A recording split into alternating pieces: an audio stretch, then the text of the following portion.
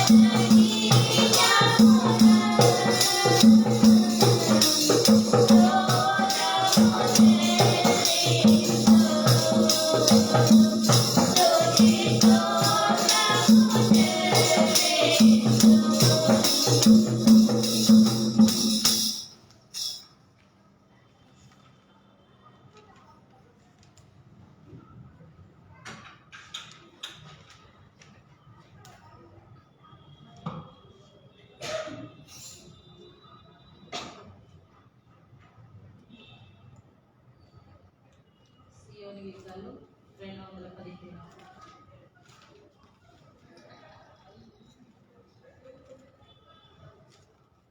భక్తులారా స్మరించెదము ప్రభు చేసిన మేలులన్నిటినీ. భక్తులారా స్మరించెదము ప్రభు చేసిన మేలులన్నిటినీ.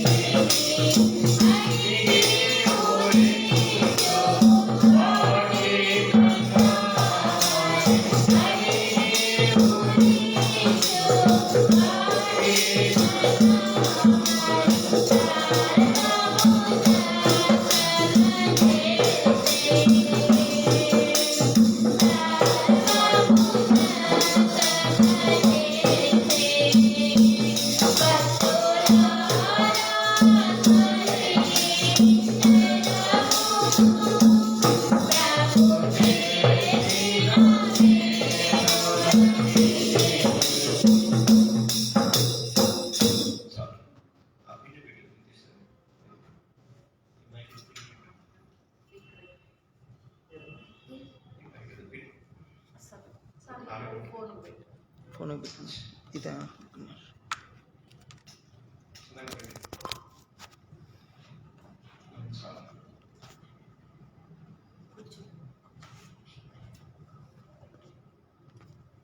అంతే వదనా. దేవునికి మహిమ కలుగును గాక.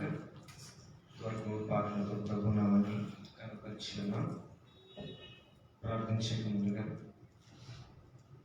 పరిశుద్ధమైనటువంటి దేవుని యొక్క స్వరాన్ని మనం వింటూ మన జీవితంలో ఉన్నతమైనటువంటి ప్రభావాన్ని గ్రహించు ఆశీర్వాదాలు ప్రతి ఒక్కరూ బతుకున్నట్లుగా దేవుడు కృప చూపించినట్లుగా ఈ సమయంలో కొన్ని మాటలు పరిశుద్ధ గ్రంథంలో నుంచి మనం జ్ఞాపకం చేసుకుంటాం. కీర్తన గ్రంథము కీర్తన 132వ కీర్తన.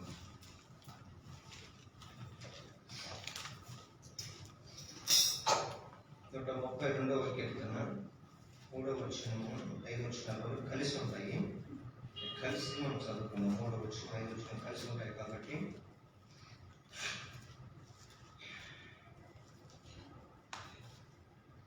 3వ వచనం 5వ వచనం. యాకోబు యొక్క బలిష్ఠునికి మొక్కుబడి చేసేదను, ఎట్లనగా యెహోవాకు నేను ఒక స్థలము చూచు వరకు, యాకోబు యొక్క బలిష్ఠునికి ఒక నివాస స్థలము నేను చూచు వరకు నా నివాస స్థలమైన గుడారములో నేను ప్రవేశింపను.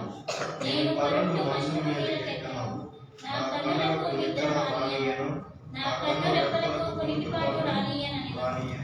చిన్న ప్రార్థన చేసుకున్నాం. దేవుడి వాక్యములతో మాట్లాడినట్టుగా చిన్న ప్రార్థన చేసుకున్నాం.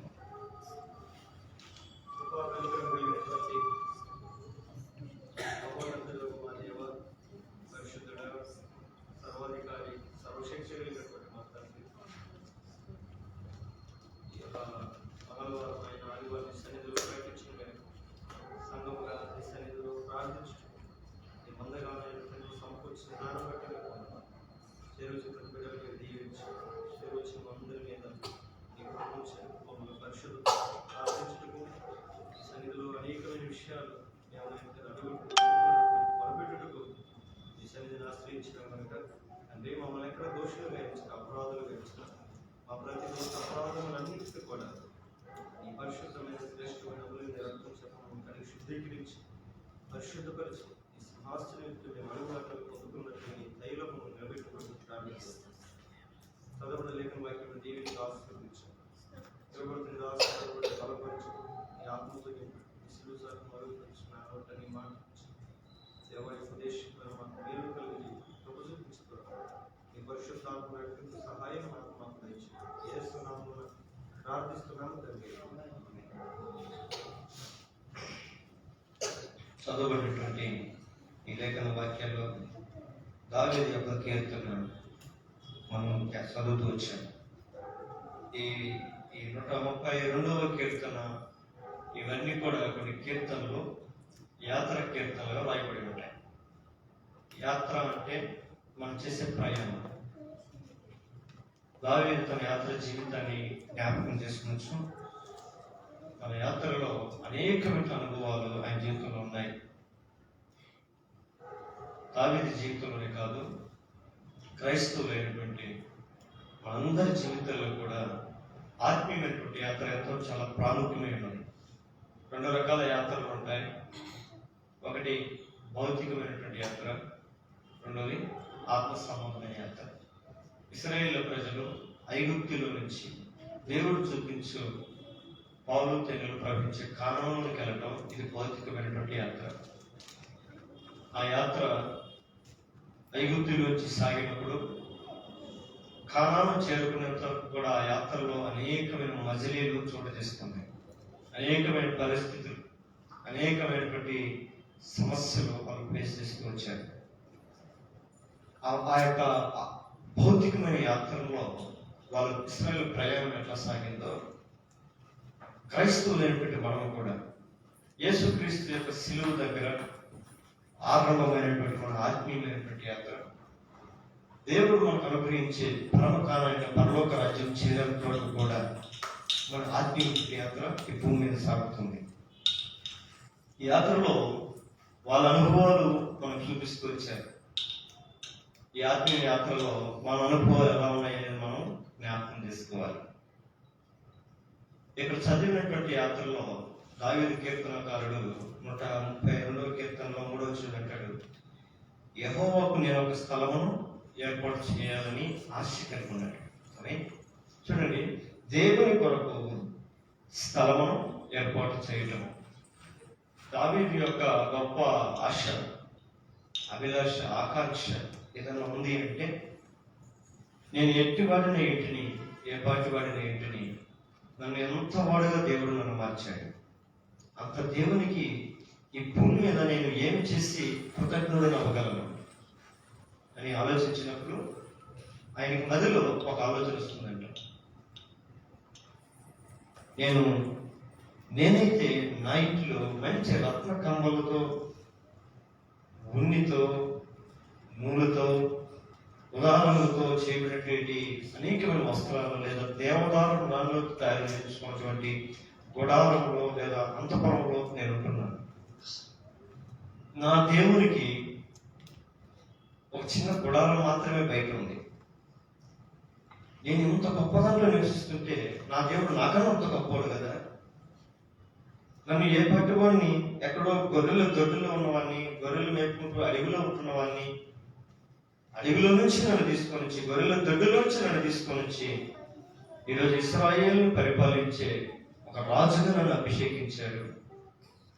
దానికి తగినటువంటి జీవితాన్ని కూడా దేవుడు నాకు దయచేశాడు. రాజు అనగానే ఆయన యొక్క దర్బార్ ఎలా ఉంటుంది? ఉన్నతంగా ఉంటుంది. ఆ మందిరం, రాజమందిరం, దావీదు పురం అని పిలిచేవాళ్ళు ఆయన ఇంటిని. హెబ్రోన్లోకి వెళ్ళి ఆయన హెబ్రోన్లో ఒక కొండ మీద ఒక ఇంటిని కట్టుకున్నాడు గొప్పగా. దానికి దావీదు పురం అని పేరు పెట్టుకున్నాడు. ఆ ఇంట్లో ఆయన సుఖము, సంతోషము, నెమ్మది అనుభవిస్తున్నప్పుడు ఇవన్నీ కూడా దేవుడు నాకు దయచేశాడని జ్ఞాపకం చేసుకున్నాడు. ఇవన్నీ ఇంత దయచేసి నా దేవుడిని నేను ఏం చేయాలి అంటే, నేను రాజుకు గొప్పోడుగా నన్ను మార్చి నేను ఇంత గొప్ప స్థితిలో ఉన్నాను. మరి నన్ను ఇంత గొప్ప స్థితిలో తీసుకొచ్చి నా దేవుడు ఇంకెంత గొప్పోడై ఉంటాడు. మరి ఆయన ఎలా ఉన్నాడయ్యా, ఎక్కడ ఉన్నాడు అని అంటే, చిన్న డేరాలలో ఆ టెంట్ అంటాం కదా, ఆ టెంట్ లో ఆ డేరా వేసుకుని ఊరు బయట ఎక్కడో ఎన్నిక లేనట్టుగా ఆ దేవుని యొక్క మనస్సు ఆయన కనపడింది. అప్పుడే చూసినప్పుడే హృదయంలో ఆలోచించుకున్నాడంట, నిశ్చయముగా నేను దేవుని కొరకు ఒక మంచి స్థలము నేను ఏర్పాటు చేయాలి, దేవుని కొరకు ఒక ఉన్నతమైనటువంటి మందిరాన్ని నేను కట్టాలి అని ఆశ కలిగాడు. ఆత్మీయుడిగా మనకు ఉన్నటువంటి ఆశ, ఒక తలంపు. దావీదు తన యాత్ర జీవితంలో ఆలోచించినటువంటి అనుభవం మన జీవితంలో కూడా ఉండాలి. ఏంటి అంటే, యెహోవాకు స్థలము సిద్ధపరచండి. ఈరోజు చాలా మంది స్థలాలు సిద్ధపరుస్తున్నారు. అంటే హృదయంలో అయితేమి, మనసులైతేమి, ఇంకొక దిక్కు అయితేమి చాలా దిక్కు స్థలాలు ఏర్పడి స్థలం ఇస్తాం, ప్రతిదానికి స్థలం ఇస్తాం. అయితే పరిశుద్ధ గ్రంథంలో చూడండి ఒక మాట, రోమిలికి రాసిన పత్రిక 1వ అధ్యాయం 28వ వచనం. రోమిలికి రాసిన పత్రిక 1వ అధ్యాయం 28వ వచనం. ఎందుకో చోటు ఇయ్యాలని ఒక మంచి మాట ఉంటుంది. రోమిలికి రాసిన పత్రిక చాలు. చూడండి, దేవుడు ప్రతి ఒక్కరి జీవితంలో నివాసం చేయాలని కోరుకుంటున్నాడు. దావీదు ఆయన కొరకు ఒక ఉన్నతమైనటువంటి స్థలాన్ని ఏర్పాటు చేయాలనుకున్నాడు. ఏంటి ఆ ఉన్నతమైన స్థలం అని అంటే, యేసుక్రీస్తు వారు దానికి ఇస్తున్న సమాధానం ఏంటంటే, ఆయన మీ హృదయంలో ఆయన్ను నివసింపనీయండి. ఇక బాగా అర్థమయ్యే భాష అయితే అంటే, బైబిల్ ప్రకారం ఏం చెప్తుంది అన్నమాట అంటే, దేవుని యొక్క వాక్యము సమృద్ధిగా మీ హృదయంలో నివసింపనీయుడి అంటాం. అంటే యోహాను రాసిన సువార్త 1వ అధ్యాయం వాక్యమే దేవుడే. ఇప్పుడు మనం దాన్ని అర్థం చేసుకోవాలి ఏంటంటే, దేవుణ్ణి మీ హృదయాలలో సమృద్ధిగా నివసింపనీయండి. యేసు ప్రభు నీ హృదయాల్లో, నా హృదయాల్లో, అందరి హృదయాల్లో ఎలా ఉండాలంట? సమృద్ధిగా. ఎవరో ఒక మోడల్ ఉంది పక్కన, అక్కడ అమ్మ దోగా ఉంది, ఇటు పక్కన నా భార్య ఉంది, ఇటు పక్కన నా పిల్లలు ఉన్నాయి, ఇటు పక్కన అమ్మ నాయన ఉంది, ఇటు పక్కన నాకు సంబంధించిన బాబులు ఉన్నాయి, అందరూ ఎవరు ఉన్నాయి, ఇంకెవరందరూ ఆయన అంటే ఆ మోను చోటు, ఆ మోను కూర్చో నీకు ఇష్టం ఉంటే, అది కూడా లేకపోతే ఎలా చెప్పడం ఏం లేదు. దేవుడు కొరకు ఒక స్థలాన్ని సిద్ధపరచాలనేది ఒక ఆత్మీయుడైనటువంటి దావీదు యొక్క కోరిక. ఈ రోజు దేవుడు ఆ స్థలం ఎక్కడ కోరుకుంటున్నాడు అంటే, అది మానవులైనటువంటి మన జీవితాల్లోనే ఆయన ఉండాలని కోరుకుంటున్నాడు. కానీ మనుషులు ఎలా ఉన్నారంట, వారు తమ హృదయంలో ఆయనకు చోటు ఇవ్వలేకపోతున్నారంట. ఆమె చూడండి, యేసు ప్రభుకి ఈరోజు చాలా మంది ఏం ఇవ్వలేకపోతున్నారమ్మా? చెప్పాలా? ఇప్పుడు మీరు చదివిన వాక్యం చోటు ఇవ్వట్లేదు. దేవుడే దేవుడుతున్నాడు, దేవుని కొరకు స్థలము సిద్ధపరచండి. ఎంత దినాల్లో ప్రభు కొరకు మన మనసును మనం సిద్ధం చేసుకోవాలి. ఆయన కొరకు మన హృదయాన్ని సిద్ధం చేసుకోవాలి. ఆయన ఆహ్వానించాలి, ఆయన కోరుకోవాలి. ప్రభా నా దగ్గరకు రా, మా ఇంట్లోనికి రా, పాట పాడతారు. దేవా మా ఇంటికి రా, నేను పాట కూడా ఒకటి. ఆయన ఆహ్వానించుకునే పాటలు చాలా ఉన్నాయి, కానీ ఆయన వచ్చే లోపల మనం తలుపులు వేసుకుంటాం. అందుకని వాక్యం దేవుడు సెలవిస్తుంది. అనేకులు తమ మనసులో దేవుడికి చోటు ఇవ్వకుండా పోయేది కనుక చేయగానే నిశ్చయం చేటుకు దేవుడే వారిని. ఒక క్రైస్తవుడిగా దేవునికి మనం చోటు ఇవ్వకపోతే మన జీవితంలోనికి, ఒక క్రైస్తవుడిగా ఏమి చేయకూడదో అవి చేస్తుంటాం. అర్థమవుతున్న మాటలు? ఒక క్రైస్తవుడిగా క్రీస్తుని మన జీవితంలోనికి, మన హృదయంలోనికి ఆహ్వానించకపోతే, ఒక క్రైస్తవుడిగా ఏమి చేయకూడదో అలాంటి కార్యాలు మనం చేస్తుంటాం. క్రైస్తవుడు ఏం చేయాలి అని అంటే, క్రైస్తవుడు ఏం చేయాలమ్మా? దేవునితో సహవాసం ఉండాలి, ప్రార్థించేవాడై ఉండాలి, పరిశుద్ధత కలిగిన వాడై ఉండాలి, పవిత్రుడై కలిగిన వాడు, మితానుభవం కలిగిన వాడై ఉండాలి, యథార్థత కలిగిన వాడై ఉండాలి, మాట తప్పని వాడై ఉండాలి. ఇక చాలా ఉంటాయి. క్రైస్తవుడు కానివాడు వాడికి ఎట్లయినా ఉండొచ్చు, ఏ రీతిగా ఉండొచ్చు. దేవుడు మన జీవితంలోనికి ఆహ్వానిస్తే, మన హృదయంలోని దానికి స్థలం ఇస్తే ఆయనకు ఇష్టమైనటువంటి చేసే దాంట్లో మనం నిమగ్నమై ఉంటాం. దేవునికి మహిమ కలుగును గాక. ఇదే సంఘటన 2024 సంవత్సరాల క్రితం ఈ భూమి మీద జరిగింది. యేసు ప్రభువు ఈ లోకానికి లోకరక్షకుడిగా రాబోతుంటే ఆయనకు జన్మం ఇవ్వడానికి ఎక్కడ స్థలం దొరకట్లేదంట. ఎక్కడికి వెళ్ళినా కూడా చాలా మంది ఏమంటున్నారు? మా ఇంట్లో స్థలం లేదు, మా ఇంట్లో స్థలం లేదు. జాలి కలగట్లే వాళ్ళకి. ఆ చిన్న బిడ్డను చూస్తున్నారు, ఆ తల్లిని చూస్తున్నారు, వారి ఇరువురు కొరకు ప్రయాసపడే ఆ భర్తను చూస్తున్నారు, వారు ఎంత ఇడుచుకొస్తున్న గాడి పిల్లలు చూస్తున్నారు. కానీ అయ్యో నిండు ఇప్పుడే బిడ్డను కన్నట్టుంది తల్లి, ఈ టైంలో ఎక్కడికి వెళ్తుంది, ఎక్కడ ఉంటుంది, ఏ పరిస్థితిలో ఉంటుందని చూస్తున్నారు. కానీ ఎవరు కూడా ఆయనకు మా ఇంట్లోనికి రండి అనే అవకాశం ఆయనకు ఇవ్వట్లేదు. ఇది 2024 సంవత్సరాల క్రితం భూమి మీద యేసు ప్రభువుకు జరిగిన సంఘటన. ఈ రోజు కూడా క్రిస్మస్ చేస్తూ ఉంటారు, చాలా మంది క్రిస్మస్ చేస్తూ ఉంటారు. యేసు ప్రభువుకి ఎంతమందికి తమ కుటుంబాల్లో ఆధిక్యత ఇచ్చి క్రిస్మస్ జరిపిస్తుంటారు. క్రిస్మస్ అంటే చాలా సంబరపడిపోతున్నారు, చాలా సంతోషపడుతున్నారు. మంచిది. మనం చేసే కార్యకలాపాలను బట్టి దేవుడు సంతోషిస్తున్నాడా? ఒక ఊరు, అదొక పెద్ద పట్టణం. ఆ పట్టణంలో ఒక మంచి మందిరం ఉంది. ఇంచుమించు 5,000 మంది విశ్వాసులు ఉన్నారంట ఆ మందిరంలో. ఆ పక్క ప్రాంతంలో ఒక చిన్న పల్లెటూరు ఉంది. ఆ పల్లెటూరులో ఒక భక్తి కలిగినటువంటి యవనస్తుడు ఉండేవాడంట.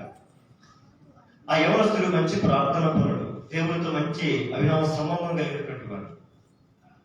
ఒకరోజు ఆయన ప్రార్థన చేస్తుంటే దేవుడు ఆయన దగ్గరకు వచ్చి, ఆ కుమారుడు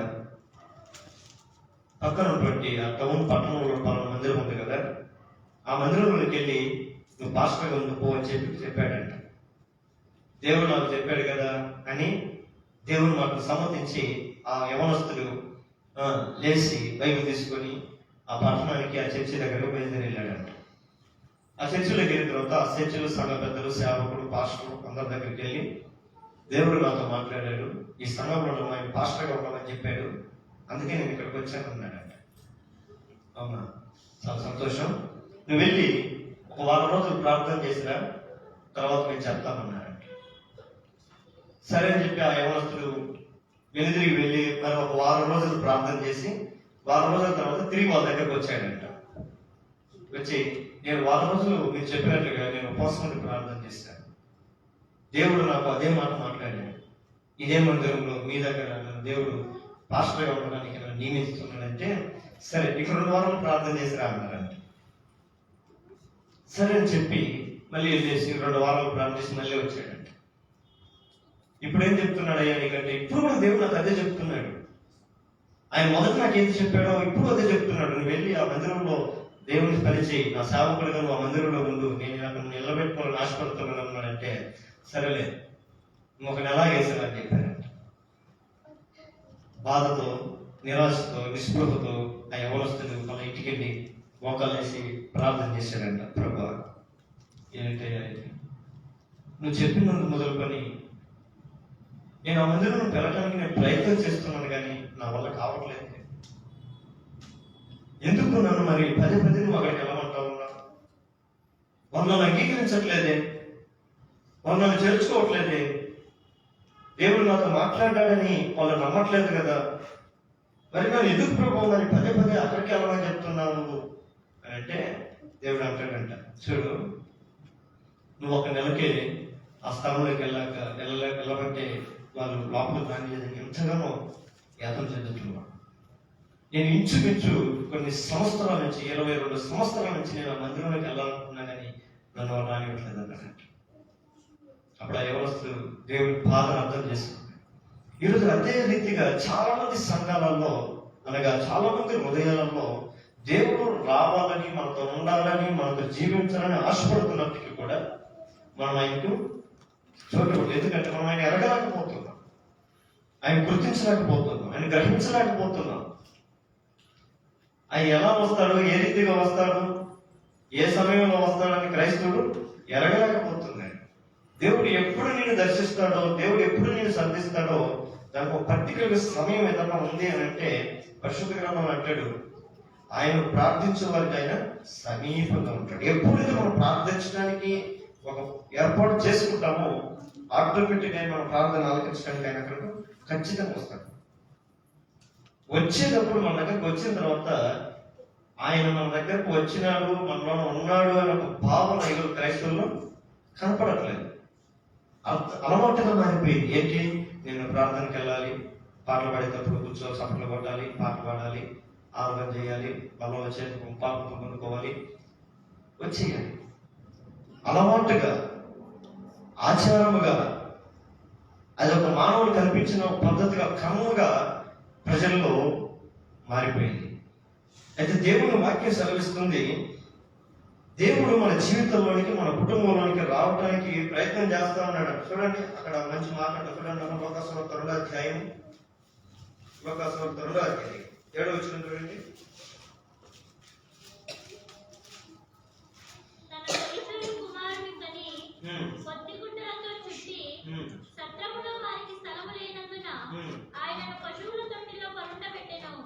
ఎక్కడ లేదంట ఆయనకి, సత్రాలలో స్థలం లేదంట.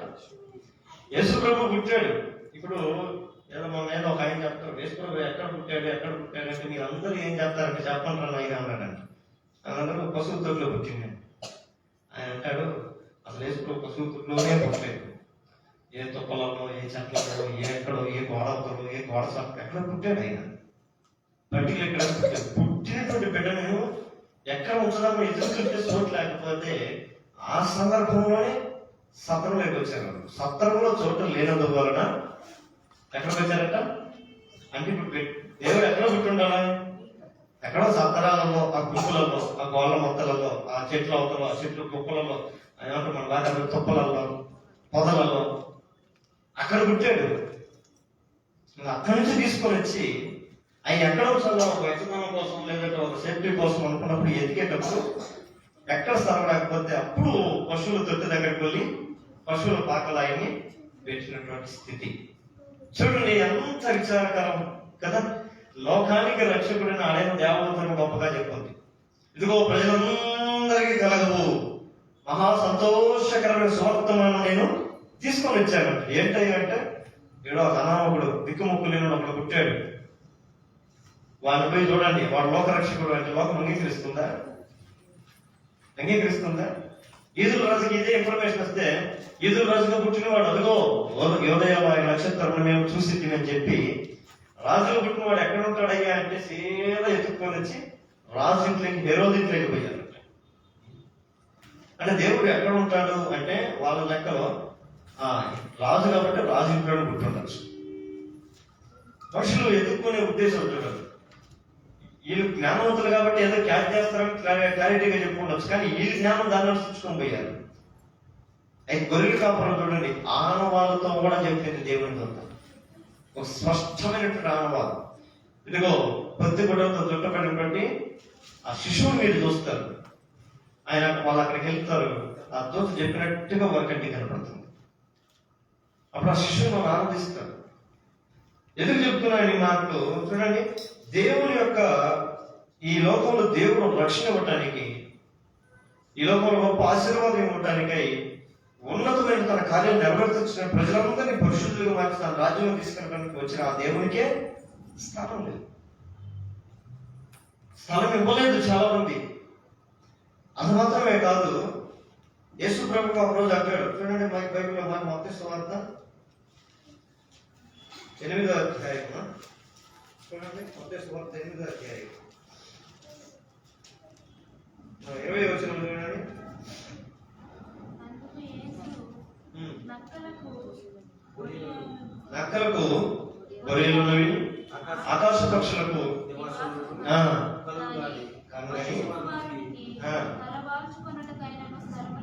ఏంటంటమ్మా, మనిషి కుమారుడికి మాత్రం తలవాల్చుడికైనా చిన్నప్పుడు పుట్టినప్పుడు ఏమన్నా పోతే పోయింది లేదనుకోవచ్చు.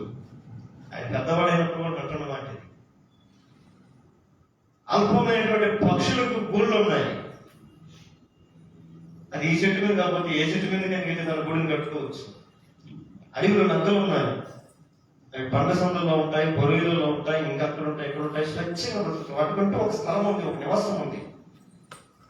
కానీ నాకు తలవాల్చుటకైనా కూడా స్థలం లేదు. దేవుడు చెప్తున్న మాటలు ఎంత బాధాకరంగా ఉంటాయంటే, ఈ రోజులో దేవుడు కోరుకున్నది ఏంటంటే, స్థలం లేని జీవితాలు వలె క్రైస్తవులు నిండిపోయి ఉన్నారు. వారి జీవితంలో అనేకం నింపుకుంటున్నారు, అనేకం కోరుకుంటున్నారు, ఆస్వాదిస్తున్నారు. కానీ మన హృదయంలో దేవునికి స్థానం ఇవ్వలేకపోతున్నారు. అయితే ఈ క్రిస్మస్ అంటేనే చాలా మందిని అర్థం చేసుకోవాల్సింది ఏంటంటే, ఒకవేళ ఇన్ని దినాలు ఆ లోకరక్షకుడు మన జీవితంలో, మన హృదయంలో, మన కుటుంబంలో స్థానం ఇవ్వకపోతే స్థానం ఇచ్చే గొప్ప అవకాశం. ఆశ్చర్యం ఏంటంటే, ఈ క్రిస్మస్ క్రైస్తవులు చేయడం ఇంకా బాధగా. యేసు ప్రభువుని చేర్చుకొని ఇంకా రాలేదన్నట్టుగా, ఆయన ఇంకా ఇప్పుడే పుట్టాడన్నట్టుగా భావించి బాగా యేసుగారికి వస్తూ ఉంటారు. ఇది ఇంకా జన్మస్థా కావాలి కదా. యేసు ప్రభు ఇంకా బాలుడై ఉన్నాడా? బాలుడై ఉన్నాడా? ఈ బైబిల్ ఏమి చూస్తే అది ఆయన త్వరగా రానై ఉన్నాడు. అలా తొట్టులో పడుకునే కాదు, మళ్ళా సెలవు వేయించుకోవడానికి అయితే కానే కాదు. ఎందుకు వస్తున్నాడు మళ్ళా తిరిగయ్యా అంటే, ప్రకటనలో అంటాడు, ఎవరు వారి క్రియలు చొప్పున ప్రతిఫలం ఇచ్చుటకు నేను వస్తున్నాను. ప్రతిఫలం ఇచ్చడానికి. మరి దేనికి ప్రతిఫలం?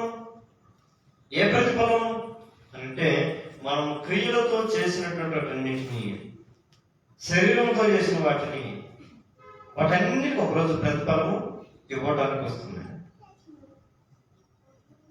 ప్రతి క్రైస్తవులు యేసు ప్రభుని ఎట్లా చూడాలి అంటే, ఈ రోజు ఈ క్షణం రాబోతున్న దేవుడిగా చూసే నేత్రములు కలిగిన క్రైస్తవుడే ఉండాలి. ఆమేన్. అంతేగాని డిసెంబర్ 25 రాబోతుంది అని చెప్పి పగటగలగానే పరిస్థితులు క్రైస్తవుడు ఉండకూడదు. నేను ఇంట్లోంచి సమయం బయటకు వెళ్తే, నేను మార్గ మధ్యలోనే నా దేవుడు రావచ్చు ఏంటి, వస్తాడు. ఆయన ఎప్పుడు వస్తాడంటే ఇప్పుడే వస్తాడన్న తట్టుగా ఉండాలి. ఆమేన్. ప్రతి క్రైస్తవుడు క్రీస్తు కొరకు ఎలాంటి ఆకాంక్ష కలిగి ఉండాలయ్యా అంటే, ఏదో ఒకరోజు వస్తారని చెప్పేవాళ్ళు కాదు. ఏ రోజే రావచ్చు, నా దేవుడు ఇప్పుడే రావచ్చు అన్నట్టుగా ఎదురు చూసేవాళ్ళు. ఆ రోజులు దేవుడు సత్రం అనే పదం దేనికి అర్థమయ్యా అంటే, మరణానికి సూచనగా ఉండేది పాత నిబంధన కాకుండా. కొత్త నిబంధనలోకి వస్తే సత్రం అనేది జీవానికి నాందిగా పరిగణించబడింది. చూడండి, ఆ మాట కూడా చూద్దామా? పాత నిబంధనలు చూడండి ఆ మాట. అది కాదు 8వ అధ్యాయం 9వ వచనం చూడండి త్వరగా. అది కాదు 8వ అధ్యాయం 9వ వచనం. మరియు నీళ్లు నేలలో భూమి అంతటి మీద ఉన్నందున, మరియు నీళ్లు నేల మీద నుండి తగ్గినవో లేదో చూచుటకు అతడు తన యొద్ద నుండి నల్ల పావురం ఒకటి వెలుపలికి పోవచ్చెను. నీళ్లు భూమి అంతటి మీద నున్నందున తన అరకాలు నిలుపుటకు దానికి స్థలము దొరకలేదు కనుక ఓడలో ఉన్న అతని యొద్దకు తిరిగి వచ్చెను. దీని అర్థం ఏంటంటే, నోవహు కాలంలో జరిగిన సంఘటన. పావురాన్ని ఆయన బయటికి ఇచ్చినప్పుడు, పావురాన్ని బయటకు ఇస్తాడు ఏంటి ఆ లోపల పరిస్థితులు ఎవరు చూసుకోరా ఎక్కడైనా అని. ఈ పౌరాన్ని ఆయన కిటికీలోంచి బయటకు వదిలితే ఇదంతా అక్కడ జరిగింది, కానీ కాలు మోపుటకు కూడా స్థలము లేదంట. కాలు మోపుటకు కూడా స్థలం లేదంట. పరిశుద్ధాత్మ గుర్తు మనం పౌరాన్ని మనం సూచిస్తూ ఉంటాం. పరిశుద్ధతకు ఎక్కడ ఈ భూలోకంలో తావు లేదు. అంత మాత్రమే కాదు, నువ్వు ఒక మాట చూడండి, ఇంకొక మాట నిర్గమకాండం 4వ అధ్యాయం 24 వచ్చు. నిర్గమకాండం 4వ అధ్యాయం 24 వచ్చు. అతడు పోవు మార్గమున సత్రములో యెహోవా అతనిని ఎదుర్కొని అతని చంప చూడగా సిపోరా వాటిగల రాయి తీసుకుని సత్రంలో ఏం చేశాడంటే దేవుడు మోషే చంప చూడగా. సత్రంలో ఏం కనపడుతుంది? ఇక్కడ మరణం కనపడుతుంది. పాత నిబంధనలో పాత నిబంధన సత్రం అనే దానికి నేను నిర్వచనం చూపిస్తున్నా వివరానికి. అక్కడ ఒక నియమం లేకుండా, ఒక నిబద్ధత లేకుండా, పరిపూర్ణమైనటువంటి అవగాహన లేకుండా ప్రయాణం చేస్తున్నటువంటి ఆ సమయంలో మోషే సున్నత లేని అనుభవంతో ముందుకు సాగిపోతున్న అనుభవాలు ఉంటాయి ఆ కుమారులకి వాళ్ళకి. ఆ టైంలో పక్కన దేవుడు వచ్చి ఆ సత్రంలో అతన్ని చంపజూడున్నాడు. సత్రంలో మరణాన్ని సూచిస్తుంది. కొత్త నిబంధనలు ఎప్పుడొస్తే చూడండి, లోక సువార్త 2వ అధ్యాయం 7వ వచనం.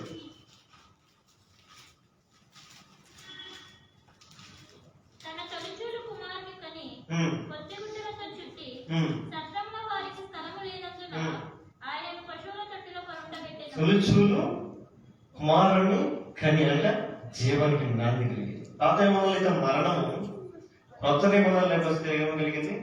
జీవానికి నాందిగా పరిగణించబడుతుంది.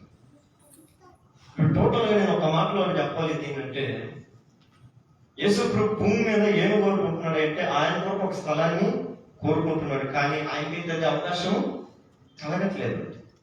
ఇది ఆ రోజుల్లోనే కాదు, ఈ రోజుల్లో కూడా. కొన్ని మందిలో నేను చూశాను, ఇక్కడ ఎక్కడో నంద్యాలు అనుకుంటాను, అక్కడ ఒక సేవకుడు ఈ మధ్య ఇంప్రూవ్మెంట్ అయ్యాడు బాగా. వాళ్ళ మొత్తం బలిపీఠం కట్టాడు. బలిపీఠం కట్టి ఒక 3 కుర్చీలు పెట్టుంటాడు వెనక. ఒక 3 కుర్చీలు పెట్టి వాటి మీద టవాలు కూడా పెట్టుంటాడు. ఏదో సారవాలనుకుంటా, మంచి రామరాజు మంచి కాస్ట్లీ. దేనికి అని ఎవరున్నో వచ్చి అడిగితే అంటాడు, 3 మీద 3 కూర్చుంటారు అన్నాడు. ఎవరు సంగతి కాదు, తండ్రి కుమార పరిశుద్ధాత్మ 3 కూర్చుంటారు. ఎవరైనా మందిరంలోకి రాని ఫస్ట్ వచ్చి ఆ కుర్చీలకి ఏం చేయాలి? సాష్టాంగపడి నమస్కారం చేయాలి. ఆ కుర్చీలకి నమస్కారం చేయాలి. పూజ చేస్తాం ఆ కుర్చీకి. ఆ కుర్చీలు మీరు ఉన్నాడో లేదంటే క్లారిటీ లేదు.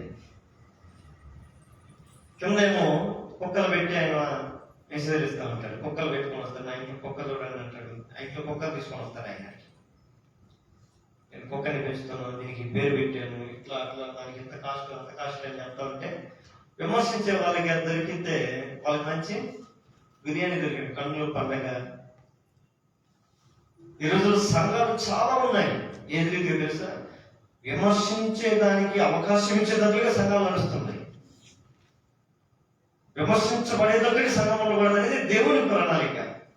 అందుకని నిష్కలంకమైన సంఘం అన్నాడు ఆయన. ఏమన్నాడు? ఏ కలంకం సంఘంలో కనపడకూడదు. ఆ సంఘంలో మడతైనా కానీ, మచ్చైనా కానీ, మరి ఏది ఢాలైనా కానీ అది కనపడకూడదు. అది ఉన్నతంగా కనపడాలి. మరి ఏది కనపడకూడదు అంటే అందులో పరిశుద్ధత, పవిత్రత, దేవుని భయం, వినయము, విధేయత, ఐక్యత కలిగిన సంఘం వల్లే ఉండాలనేది దేవుని యొక్క కోరిక. అందుకని ఈ భూమి మీద ప్రభు ఒక ఉన్నతమైన సంఘము అనే ఒక సంస్థను ఏర్పాటు చేశాడు. ఈ సంఘంలోనికి ఎంతమంది వచ్చేది ప్రాముఖ్యం కాదు. బయట నుంచి చూస్తే ఎంతమంది లోపలికి వస్తా ఉన్నట్టు కనపడద్ది. ఒక్కసారి మన అందరం లోపలికి వెళ్తే బయట వాళ్ళకి ఎంతమంది అనేది తెలియకూడదు. అది ఏంటి అంటే చర్చి అంటారు. అంతే. అడుండేది మనుషులు గుంపు అని ఎవరు అన్నారు. మనం 20 మంది ఉన్నాయి, 100 మంది ఉన్నాయి, 300 మంది ఉన్నాయి, 1,00,000 ఉన్నాయి. ఏమంటారు బయట నుంచి? అది ఏంటి అంటే అది చర్చి, బాడీ ఆఫ్ క్రైస్ట్. దేవుని యొక్క శరీరం, దేవుని యొక్క సహవాసం, దేవుని సన్నిధి. ఇప్పుడు మనం అనేకులు మన లాభంలోకి వచ్చిన తర్వాత మనం అందరం ఒకటైపోయి ఉండాలంటే దేవుడి ప్రణాళిక. ఒక్కొక్కరు ఒక భిన్నమైనటువంటి ధోరణితో నడిస్తే సంఘము కానే కాదు. ఈరోజు దేవుడు కోరుకున్నది, ఈరోజు అనేకమైన క్రైస్తవులు దేవుడు కోరుకుంటుంది ఏంటంటే మీలో నాకు స్థానం ఇవ్వండి. ప్రభుకు స్థానం ఇస్తే ఏం జరుగుతుంది? యేసు ప్రభుకు మన జీవితాల్లో, మన కుటుంబాల్లో, మన బ్రతుకుల్లో స్థలం ఇస్తే కలిగే ఆశీర్వాదాలు ఏంటో నేను ఒక్కొక్కటిగా చెప్పి త్వరగా ముగిస్తాను. చూడండి, మొట్టమొదటిగా మత్తయి సువార్త 9వ అధ్యాయం 24వ వచనం. యేసు ప్రభుకు మన జీవితాల్లో స్థలం ఇస్తే కలిగే ప్రయోజనాలు ఏంటి లేదా ఆశీర్వాదాలు ఏంటి? జనసమూహమును చూచి ఉమ్. స్థలమీయుడి, ఉమ్. ఈ చిన్నది నిద్రించుచున్నదే గాని ఉమ్. చనిపోలేదని వారితో చెప్పగా ఉమ్. వారు ఆయనను అపహసించిరి. ఉమ్. జనసమూహమును పంపివేసి ఉమ్. ఆయన లోపలికి వెళ్ళి ఆమె చెయ్యి పట్టుకునగానే ఉమ్. ఆ చిన్నది లేచెను. చూడండి, ఇక్కడ యేసు ప్రభు కోసం ఒక అవకాశం కోసం ఆయన పిలిచారు. ఒకరోజు ఆయన ఇంటికి, మా ఇంటికి రాయి అని. ఆయన అక్కడికి వెళ్తే ఆడేం లేదంట, స్థలం లేదంట, స్థలం ఇవ్వట్లేదంట. ఆశ్చర్యం. అంతకుముందే కొంతమంది గుంపులు ఉంటారు, మా ఇంటికి రాయ్యా, వాళ్ళ నాయన కూతురు చనిపోయింది, బతికి దూరాన్ని. అక్కడికి వెళితే ఈయనేమో మంచి చేద్దామని అక్కడికి వెళ్తే అవకాశం లేదు, కానీ అక్కడైతే వాళ్ళు ఏం చేశారు? స్థానం కల్పించుకునేది. చూడండి, మనం మంచి స్పష్టంగా ఉన్నది కూడా మార్క్స్ వార్తలో ఉంటుంది. అది మార్క్స్ వార్త 5వ అధ్యాయం 38వ వచనం. సమాజ మందిరపు అధికారి ఇంటికి వచ్చి ఉమ్. వారు ఒళ్ళుగా నుండి ఉమ్. చాలా ఏడ్చుచు ప్రలాపించుచు నుండుట చూచి ఉమ్. లోపలికి పోయి ఉమ్. మీరెలా ఉమ్. ఒళ్ళు చేసి ఏడ్చుచున్నారు? ఉమ్. ఈ చిన్నది నిద్రించుచున్నదే గాని ఉమ్. చనిపోలేదని వారితో చెప్పెను. ఉమ్. అందుకు వారు ఆయనను అపహసించిరి. ఉమ్. అయితే ఆయన వారినందరినీ బయటకు పంపివేసి ఉమ్. ఆ చిన్నదాని తల్లిదండ్రులను తనతో ఉన్నవారిని వెంటబెట్టుకొని ఆ గదిలోనికి వెళ్ళి ఆ చిన్నది పరుండి ఉన్న గదిలోనికి వెళ్ళి వెళ్ళి ఆ చిన్నదాన్ని చేయి పట్టి ఉమ్. తల్లి తాకుమి అని ఉమ్. ఆమెతో చెప్పెను. చూడండి, ఇంకా యేసు ప్రభువుకు మన స్థలం ఇస్తే కలిగే ఆశీర్వాదాలు లేదా ఫలితాలేంటి? ఈ వాక్యం వింటున్న మన జీవితాల్లో కూడా దేవునికి మనం అవకాశం ఇస్తే, ఈ అవకాశాలను మిగిలిన సత్రంలో చోటీలా, ఇంకొక ఇంట్లో చోటీలా, ఆయన అదే అనుభవంతో పెరిగి పెద్ద అయిన తర్వాత ఏమో నేను చేసే కార్యాలు చూసి, నేను చేసే అద్భుతాలు చూసి, నేను చేసే మహాత్మ కార్యాలు చూసి నా బోధని నాకెంతో అవకాశం ఇస్తారంటే అప్పుడు కూడా ఇలా అర్థం చేస్తున్నాయి. ఆకాశ పక్షులకు ఊళ్ళు ఉన్నాయి, నగరాలు బొర్రెలు ఉన్నాయి, మనిషి మన తలవాల్చుకునే కూడా స్థలం లేదు. కానీ దేవుడికి మీరు నిరాశ చెందాల, ఎవరు పోతారు నాకు స్థలం ఏమైపోతారని ఆశతో దేవుడు చూస్తున్నాడు. అయితే స్థలం ఇస్తే ఏం కలుగుతుందయ్యా అంటే, యాయేరు అనే ఒక ఈ నాయకుడు యేసు ప్రభుకి ఆయన ఇంట్లోనికి ఆయన చేర్చుకుంటే అక్కడ కలిగించేట స్వస్థత. దేవునికి మన కుటుంబంలోనికి అవకాశం ఇస్తే, స్థలం ఇస్తే మన కుటుంబం ఏముంటుంది? స్వస్థత కలుగుతుంది. ఆమె చావడానికి సిద్ధమైన జబ్బుతో పడింది, చచ్చిందనుకుంటుంది. ఎప్పుడైతే దేవుడు ఆ ఇంట్లోనికి ఆహ్వానం వాళ్ళు పిలుచుకున్నారో, ఒకే ఒక కుమార్తె అయ్యా చావడానికి సిద్ధంగా ఉంది, ప్లీజ్ వచ్చి నా కుమార్తెను బాగు చేయి అని అవకాశం ఇచ్చాడు దేవునికి. యేసు ప్రభు ఆ ఇంటికి వెళితే అద్భుతమైనటువంటి స్వస్థత ఆ కుటుంబంలో చూసింది. ఆమేన్. మనం కూడా ఈ వాక్యం వింటున్న మనందరం కూడా ఈ రాత్రి దేవునికి అవకాశం ఇవ్వగలిగితే, ఆయన అక్కడికి వెళ్ళడానికి ఆయనకు ఆహ్వానం వచ్చింది. ఆయన వెళ్ళాల కదా. యాయేరు అనే ఒక నాయకుడు, ఆ ఊరికి ఒక నాయకుడు, ఆయన ప్రధాన యాజకుడు, ఆయన అంటే గొప్ప మనిషి. ఆయన ఒక 10 మనుషులు పంపించి యేసు తన ఇంటికి పిలుచుకుంటాడు. పిలుచుకున్న తర్వాత దేవుడు అక్కడికి వస్తే ఆయనకు ఉన్నటువంటి ఆ ప్రతికూల పరిస్థితి కాస్త తొలగిపోయి ఆయన సంతోషంగా ఉంది. ఏడుకుంది. ఆయన నుంచి యేసు ప్రభుకి వచ్చారికి అలా గుగ్గులు పెట్టి, కేకలు పెట్టి ఏడుస్తూ ఉన్నారు. ఆ ఏడుపులు, ఆ ఆర్భటాలు, ఆ రోదనలన్నీ కూడా యేసు ఎప్పుడైతే ఆ స్థలంలోకి వెళ్ళాడో అవన్నీ కూడా సద్దుమనికి సంతోషంగా మార్చబడ్డాయి. ఈ వాక్యం పెట్టి నా ప్రేమైన దేవుని బిడ్డలారా, దేవుడు మన జీవితంలోనికి మన హృదయంలోకి మన కూడా ఆహ్వానించుకోగలిగితే ప్రతికూల పరిస్థితులు ఆయనన్నింటినీ సరిచేయగలిగిన శక్తిమంతుడేవి కాదు. ఆ యాయేరు ఆయన శక్తిని తెలుసుకొని ఆయన ఆహ్వానం చేసుకొని తన ఇంటికి పిలుచుకున్నాడు. ఈరోజు మనకి ఎంతమందికి తెలుసు యేసు ప్రభు ఉన్నతమైన వాడు, ఆయన గొప్ప కార్యం చేయవాడు. మనందరం తెలుసు కదా. ఎంతమంది దేవుని మనం పిలుస్తాం, దేవా నేను వెళ్ళే ప్రతి చోటుకు రాయ్యా, నేను మాట్లాడే ప్రతి మాటకి నా నోటికి కాపుదలం చెయ్య, నా ప్రతి ఆలోచనకు నా కాపుదలం చెయ్య.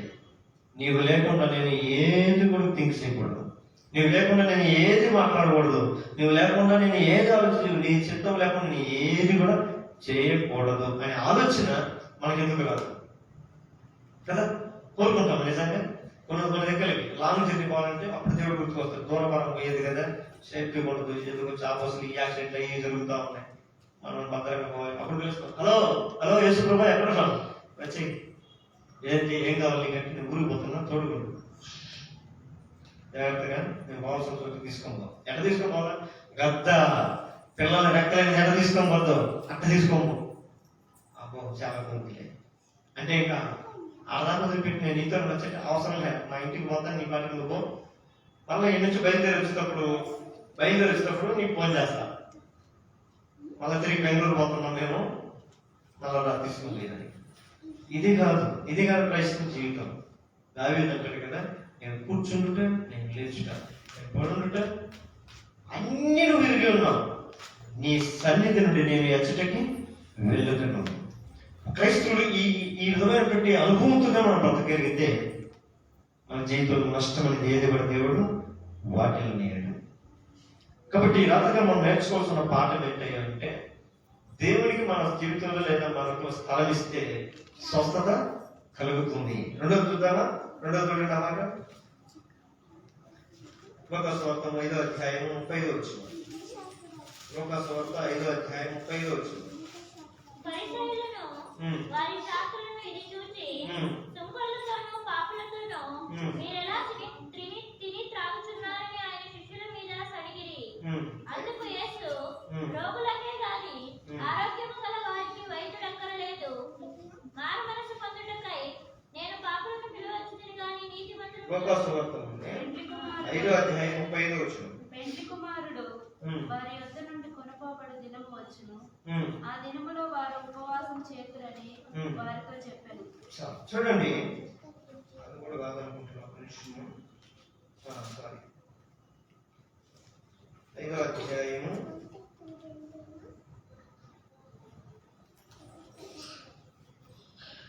4వ వచనం చూడండి. ఆయన బోధించుట 3వ వచనం నుంచి చదవండి.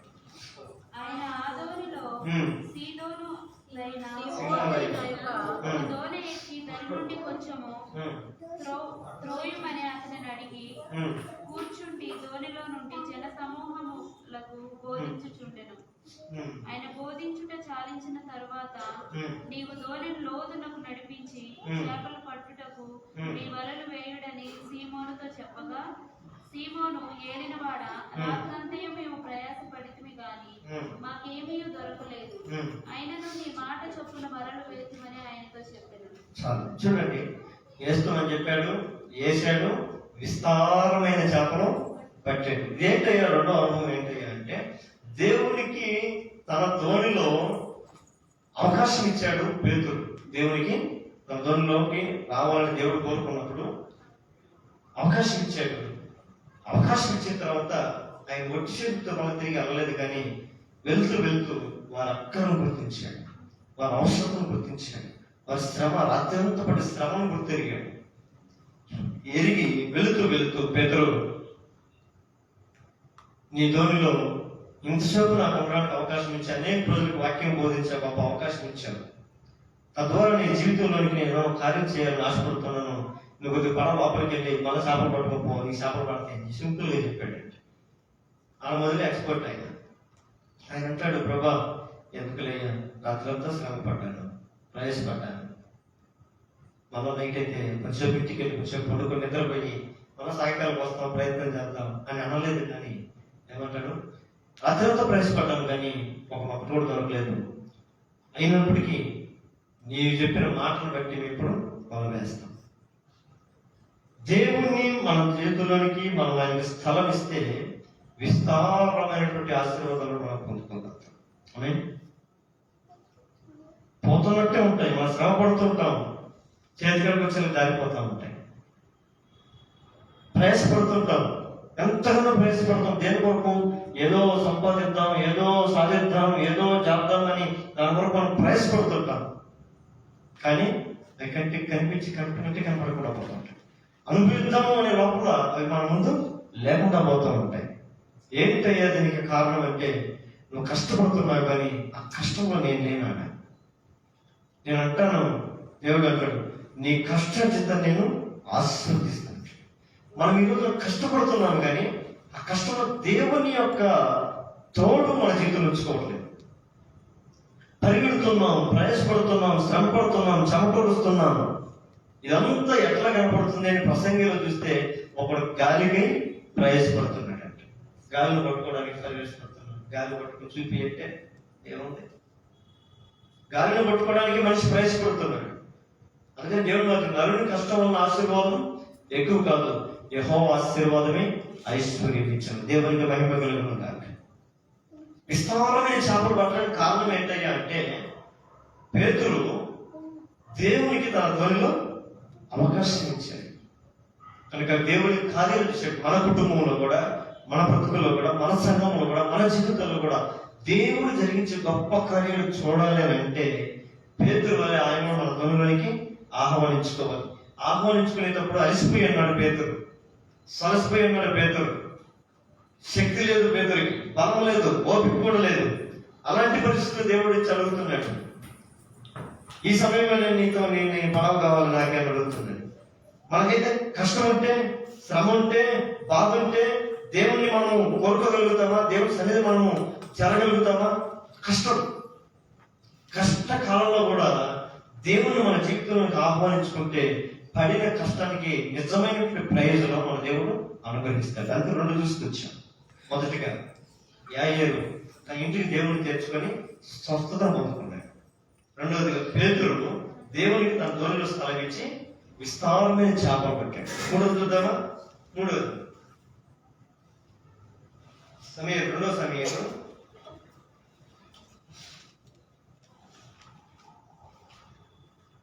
2 సమూయేలు 6వ అధ్యాయం 11వ వచనం. 2 సమూయేలు 6వ అధ్యాయం యెహోవా మందసము 3 నెలలు గిత్తీయుడకు ఓబేదెదోము ఇంటిలో ఉండగా యెహోవా ఓబేదెదోమును అతని ఇంటి వారినందరినీ ఆశీర్వదించాడు. చాలు. ఇక్కడ మూడవదిగా దేవునికి స్థలం ఇస్తే ఆశీర్వాదం. 3 చూసుకొచ్చాం. మొదటి దేవునికి స్థలం ఇస్తే స్వస్థత, రెండవది విస్తారమైనటువంటి చేపలను విస్తారం, దేవుని ఆశీర్వాదం, కృప కార్యాలు మనం పొందుకోగలుగుతాం. అంటే మనం పడే కష్టానికి ప్రయోజనం మనం పొందుకోగలుగుతాం. మూడవది అంటున్నాడు, ఓబేదెదోము ఇంట్లో దేవుని మనసు ఉన్న కనుక ఆ ఇల్లు ఆశీర్వదించు. మూడవదిగా దేవుని మనసు, దేవుని వాక్యానికి మన జీవితంలో స్థానం ఇస్తే మనం ఆశీర్వదించబడతాం, దీవించబడతాం. లోకంలో కలుగు గనులకి ఖ్యాతి కలిగినటువంటి పేర్లు నేను మీకు కలుగు చేస్తాను దేవుడు మాట ఇచ్చాడు. అది వరకు ఇవ్వలేదు కదా. దేనిలో గొప్పతనం ఉండాలా? డబ్బులోనా, ఐశ్వర్యంలోనా, అంతస్తుల్లోనా, సంపదలోనా? ప్రజలందరి దృష్టిలో గరుడని ఎంచబడి దేవుని దృష్టిలో నీచుడిగా ఎంచబడటం అది బహు బాధాకరం. కానీ లోకంలో దేవుడు మనల్ని అంత నిజంగా ఆస్వాదించడం ఏంటయ్యా అంటే, ఒక మోస్ట్ ఎగ్జాంపుల్ చెప్తాను నేను.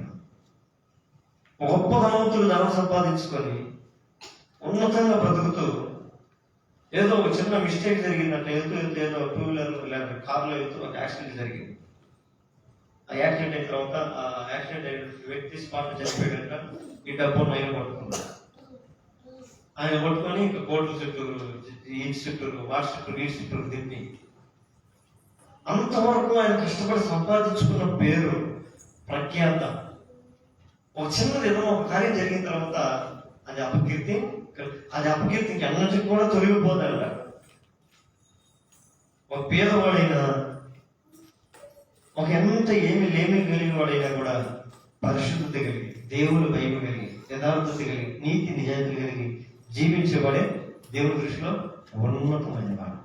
ఆమె దీంట్లో మనం గొప్పగా ఉండాలి, వాటిలో మనం గొప్పగా ఎదుగుతూ ఉండాలి. లోక సంబంధంగా మనం ఎదుగుతూ ఆత్మీయతలో మనం కొంతమంది దిగజారిపోతుంటాం.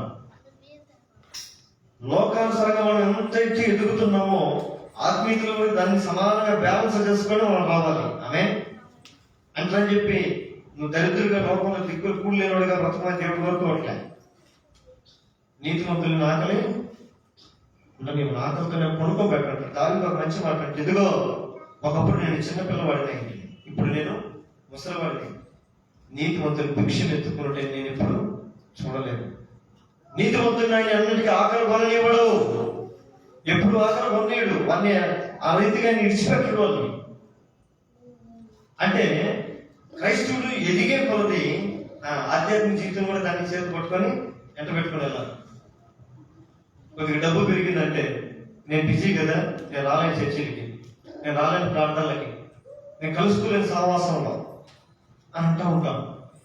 ఆధ్యాత్మిక స్థితి రెండు చాలా బ్యాలెన్స్ చేసుకుని పోవాలి క్రైస్తవులు. దేవుడు నెబుకద్నెజరు రాజును పిలుచుకొని భూమండలం మీద తన ప్రజలందరి మీద అధికారం ఇచ్చి ఒక చెరపట్టబడినప్పుడు కూడా ఆయన స్వాధీనుడు తగ్గ అనుమతిస్తాడు. ఆయన తదనంతరము కొంతమంది జయవేష్ గొరవేష్ కొంతమంది కాలంలో రాజ్యాలు చేస్తారు. ఒక ఆయన వచ్చి దేవుని మనసం అంటే ఏంటో తెలియకుండా, దేవుని సన్నిధి అంటే తెలియకుండా, పాత్రలు దాని విలువ తెలియకుండా వాటిలో పోయి వైను మందు ఎన్నపోసుకొని పార్టీ చేస్తారండి. అప్పుడు ఒక చిన్న చెయ్యి వచ్చి ఆయన ఎదురుగా ఆయన తాగుతూ ఉంటాడు, మంచిగా చేస్తని హ్యాపీగా సంతోషంగా పార్టీ చేస్తున్న సందర్భంలో ఆయన ఎదురుకు వచ్చి ఒక చెయ్యి మాత్రం వచ్చి ఆ గోడ మీద వ్రాత రాసిపోతుంది. ఆ వ్రాత రాస్తా ఉంటే ఆ చెయ్యి మాత్రం కనపడుతుంది. ఏంటిదని ఆయన గడగడగడ భయపడి చెమటలు కారిపోతుంటాడు.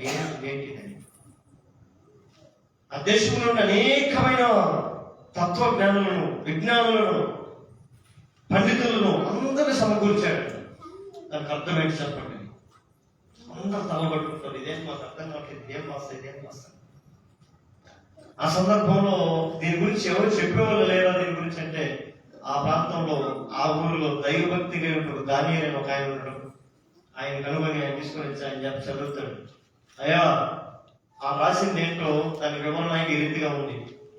నేను నిన్ను సెక్కిల్లో పెట్టాను, నువ్వు తక్కువ అడగగలపట. మేన్ టేక్ ఉపహారసిస్ అనే పదము అక్కడ రాయబడి ఉంటుంది. అనగా నేను రాసులో ఉంచాను, నువ్వు తక్కువగా తేలిపోయావు. దేవుడు మనం కూడా ఒకరోజు రెక్కిడనే దాంట్లో మనం కొలవబోతాడు. కొలిసినప్పుడు కనీసం సరి సమానంగా ఉండడానికి ఏంటంటే ఏదైనా ధ్యానం తెలిసి దయతెలిసి ఆయన సరి సమానంగా చేసేట్టు నిద్ర పనులు ఎన్నో చేసినాం, మంచి పనులు కూడా సమానంగా చేసినాం కాబట్టి నా రాజ్యాన్ని గెలుపు అంటే నీ అదృష్టం కొద్ది నేను బయటపడొచ్చాను. అట్లా కాకుండా లేకపోతే నేను దరిద్రమైంది భారం అయిపోయి మనం మాత్రం తేలిపోతే ఏంటి పరిస్థితి? తేలిపోయే వాళ్ళు ఉండకూడదు. మన భక్తి తేలిపోయేటట్టుగా ఉండకూడదు. ప్రతి ఒక్కరూ ఉపయోగించే మీ ఇంటిని జ్ఞాపకం చేసుకున్నప్పుడు అర్థం చేసుకునేది అంటే అక్కడ ఉన్నది ఏంటంటే దేవునికి మందసం. ఆయన దేవుని మందసానికి స్థలం ఇచ్చాడు.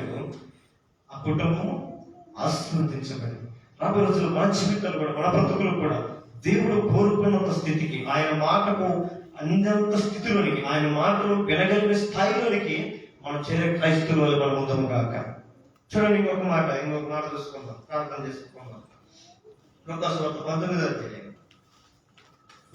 19వ అధ్యాయం 3-5 వచ్చిన చూడండి.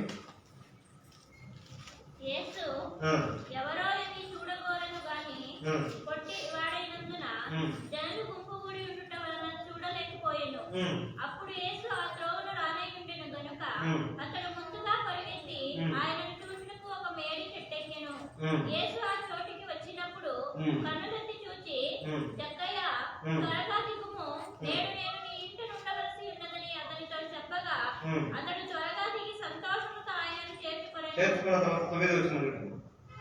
అందుకు యేసు, ఇతడును అబ్రహాము కుమారుడే, ఎందుకనగా నేడు ఈ ఇంటికి రక్షణ వచ్చి ఉన్నది. జక్కయ్య దగ్గరికి వెళ్ళాడు. జక్కయ్య, నేడు నీ ఇంటికి నేను రావాల్సి ఉన్నదయ్యా అన్నాడంట. సంతోషంతో ఆయన చేర్చుకున్నాడు. చేర్చుకుంటే కలిగింది ఏంటి? రక్షణ. జక్కయ్య ఒక్కడే వెళ్ళాడు, యేసు ప్రభువుని పిలుచుకున్నాడు, తన ఇంటికి చేర్చుకున్నాడు. రక్షణ మాత్రం ఆయన ఒక్కడికి వచ్చిందా? ఇంటికి, యావత్తు గృహానికి రక్షణ కలిగింది. ఆమె మన జీవితాలకు కూడా, మన కుటుంబంలో, మన బంధువులు అనేకమైనటువంటి వారు ఉన్నారు కదా. వాళ్ళందరికీ రక్షణ కలిగించే బాధ్యత మన మీద ఉంది. వాళ్ళందరికీ ఏదైతే రక్షణ మనం ఇవ్వగలుగుతామంటే మొదటిగా మన జీవితంలో ఆయన ఆహ్వానించాలి, మన జీవితంలో ఆయన పిలుచుకోవాలి. అది కూడా ఈయన చూడండి, దేవుడు ఈయన చూడాలని వెళ్ళాడు, దేవుడేమో రావాలని కోరుకుంటున్నాడు. మనం దేవుడిని చూడాలని ఆశ కాదు, దేవుడి దగ్గరకు రావాలనే కాదు ఆయన ఆశ. ఆయన యొక్కకు వచ్చిన వారందరూ ఆయన కుమారులైన అనేది దేవుని యొక్క కోరిక. ఆయన కుమారులుగాను కుమార్తెలుగా ఉన్న దేవుని కోరిక. మనం భక్తులుగా వచ్చి భక్తులుగానే మిగిలిపోతున్నాం. నాకు ఈ భక్తి చాలు, నేను వచ్చిన ప్రార్థన చేసుకుని వెళ్ళిపోయాను. నేను సంఘానికి వచ్చినా నేను ప్రార్థన చేసుకుంటే నాకు ఇంక సంఘంతో ఏ సంబంధం లేదు, మందిరంతో నాకు ఏ సంబంధం లేదు, నేను దేంట్లో తలదోచాలని నేర్చుకోవట్లేదు. నాకు అయిన వద్దు, నేనేంటో నా భక్తి ఏంటో నా ప్రార్థన ఏంటో అంతవరకే సంఘానికి అని అనుకుంటూ సంఘం త్వరగా క్రీస్తుతో సంబంధం లేని జీవితం సంఘంలో జీవిస్తాం. అది అన్నటికి కూడా అసలు రక్షణ లేని అనుకో. ఎందుకంటే సంఘంతో సత్సంబంధం లేకపోతే సంఘము ఎత్తబడే గుంపులో రక్షణ అనే గుంపులో నీవు ఉండకపోతావు, లేకపోతే తొలగిపోవచ్చు. కనుక మనం రక్షణలో మనం కొనసాగాలంటే మనం ఉంటున్నటువంటి సంఘముతో సత్సంబంధం కలిగిన వారమై మనం ఉండాలి. అందుకని నా ఇల్లు, నా మందిరం, నా నివాసం అనే ఒక భావన ప్రతి క్రైస్తవులు కలిగి ఉండాలి. ఎవరికంటే మీ చర్చే కదా, మీరు పోయే చర్చే కదా, అది కాదు. అందరం కూడా దావీదు కూడా అంటాడు, అయ్యో నీ ఇంటిని కూర్చున్న ఆసక్తి నన్ను భక్షిస్తుంది, తినేస్తుంది. ఎప్పుడు దీనికి నేను సున్నం కొట్టున్నారు, దీనికి అసహ్యం ఉంది, దీనికి తొందరగా పెయింట్ కొట్టించేద్దాం, ఆ బోర్డు చెప్పి 10 సంవత్సరాలు ఉంది, దాన్ని ఎందుకు మనం పెట్టి లేకపోతున్నాం అనే ఆశ మనిషిని ఏం చేయాలి, భక్షిస్తుండాలి. అది ఆడుంటే మనకెందుకు, అది ఆడుతుంటే మనకెందుకు, చర్చి ఆడుతుంటే మనకెందుకు అనుకుంటే దేవుడు నీతో నాకెందుకు అయిపోయి. మనం దేవుడితో నీకెందుకు అంటే మనం ఎట్లకట్టు బతికిన రోజు బట్టకట్టు వచ్చాము. దేవుడు నీతో నాకెందుకు అంటే మన బ్రతుకుకి అర్థం ఉండదు, మన జీవితానికి ఒక అర్థం ఉండదు, పరమార్థం ఉండదు. విడవబట్టు విడిపోతాం. విడవబడుట ఒక ఘోరమని దేవుని వాక్యం సెలవిస్తుంది. విడవబడుట ఘోరం అంటది. ఎవరు విడవబడ్డారు బైబిల్లో? బుద్ధి లేని కన్యకలు అంటా ఉంటాం కదా, బుద్ధి లేని వారు విడవబడతారు. ఎవరు? బుద్ధి జ్ఞానం లేని వారు విడవబడతారు. బుద్ధి జ్ఞానం ఎటుదో మనం ఎరగాలి. రక్షణ అనేది ఎక్కడ ఉంటుంది అంటే ఆయన సన్నిధిలో ఉంటుంది, ఆయన ఆలయంలో ఉంటుంది. ఇంకా దావీదంటాడు, తన ఆలయంలో నా మొర ఆలకించినట్టు. ఆయన ఆలయం నుంచి నా మొర ఆలకించాడు. ఆయన మన జీవితానికి రక్షించేవాడు. అంత మాత్రమే కాదు, ఆయన భక్తులు చేసుకున్నటువంటి వారు కూడా. పౌలు శీలని తన ఇంటికి చేర్చుకున్న తర్వాత ఆ ఇల్లు పడికి ఏం కలుగుతుంది, రక్షణ కలిగి ఆ ఇంటి వారు అందరూ సంతోషించారంట.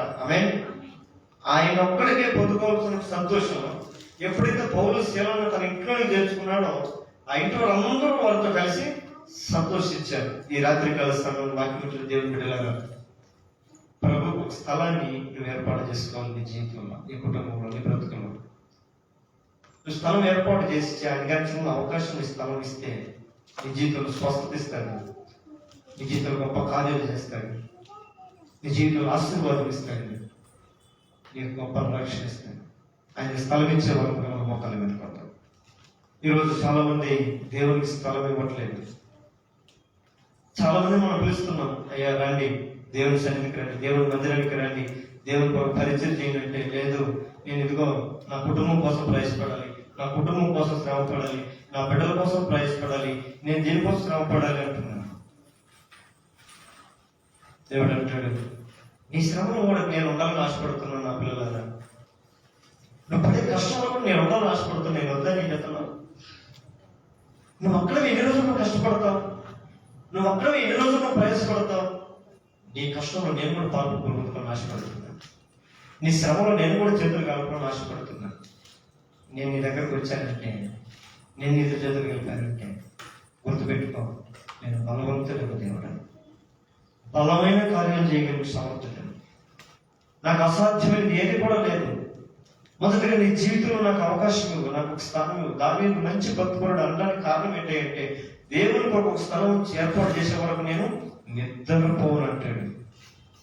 దేవునికి ఈ స్థలం కూడా ఎన్నో రోజులు మనం నిద్రపోయిన రోజులు ఉన్నాయి.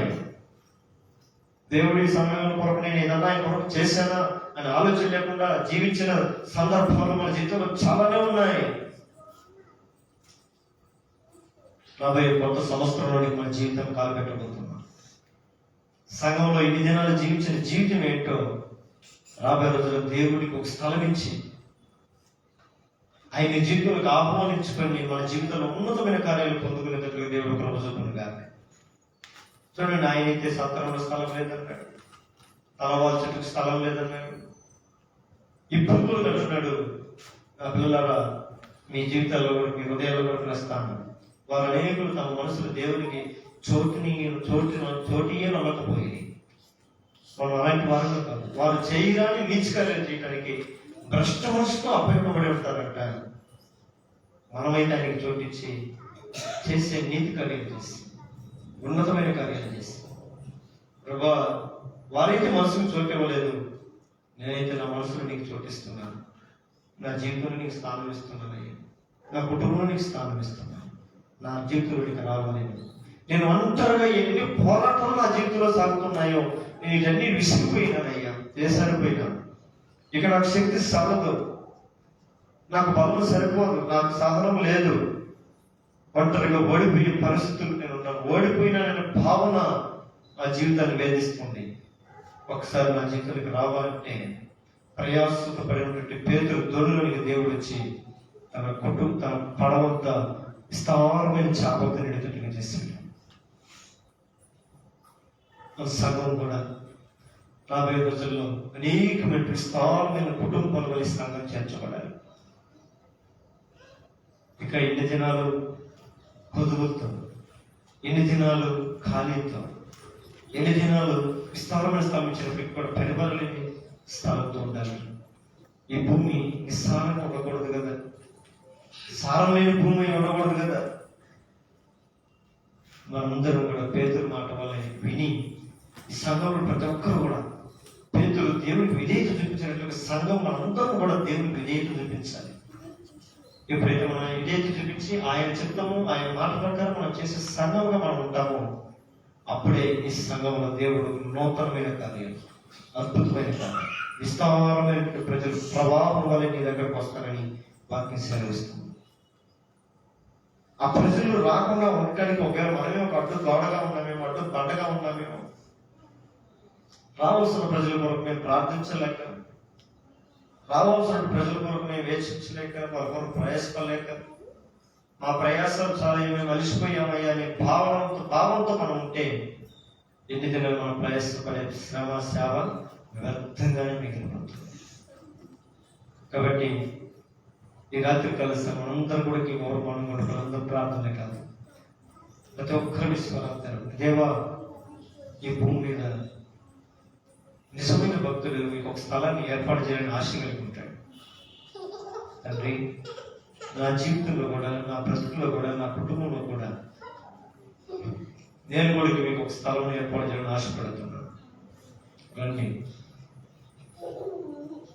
యాయేరు ఇంటికి వచ్చి స్వస్థత కలిగించినట్లుగా నా ఇంట్లోకి రండి. మేము అనేక బలహీనంతో పడిపోయాము.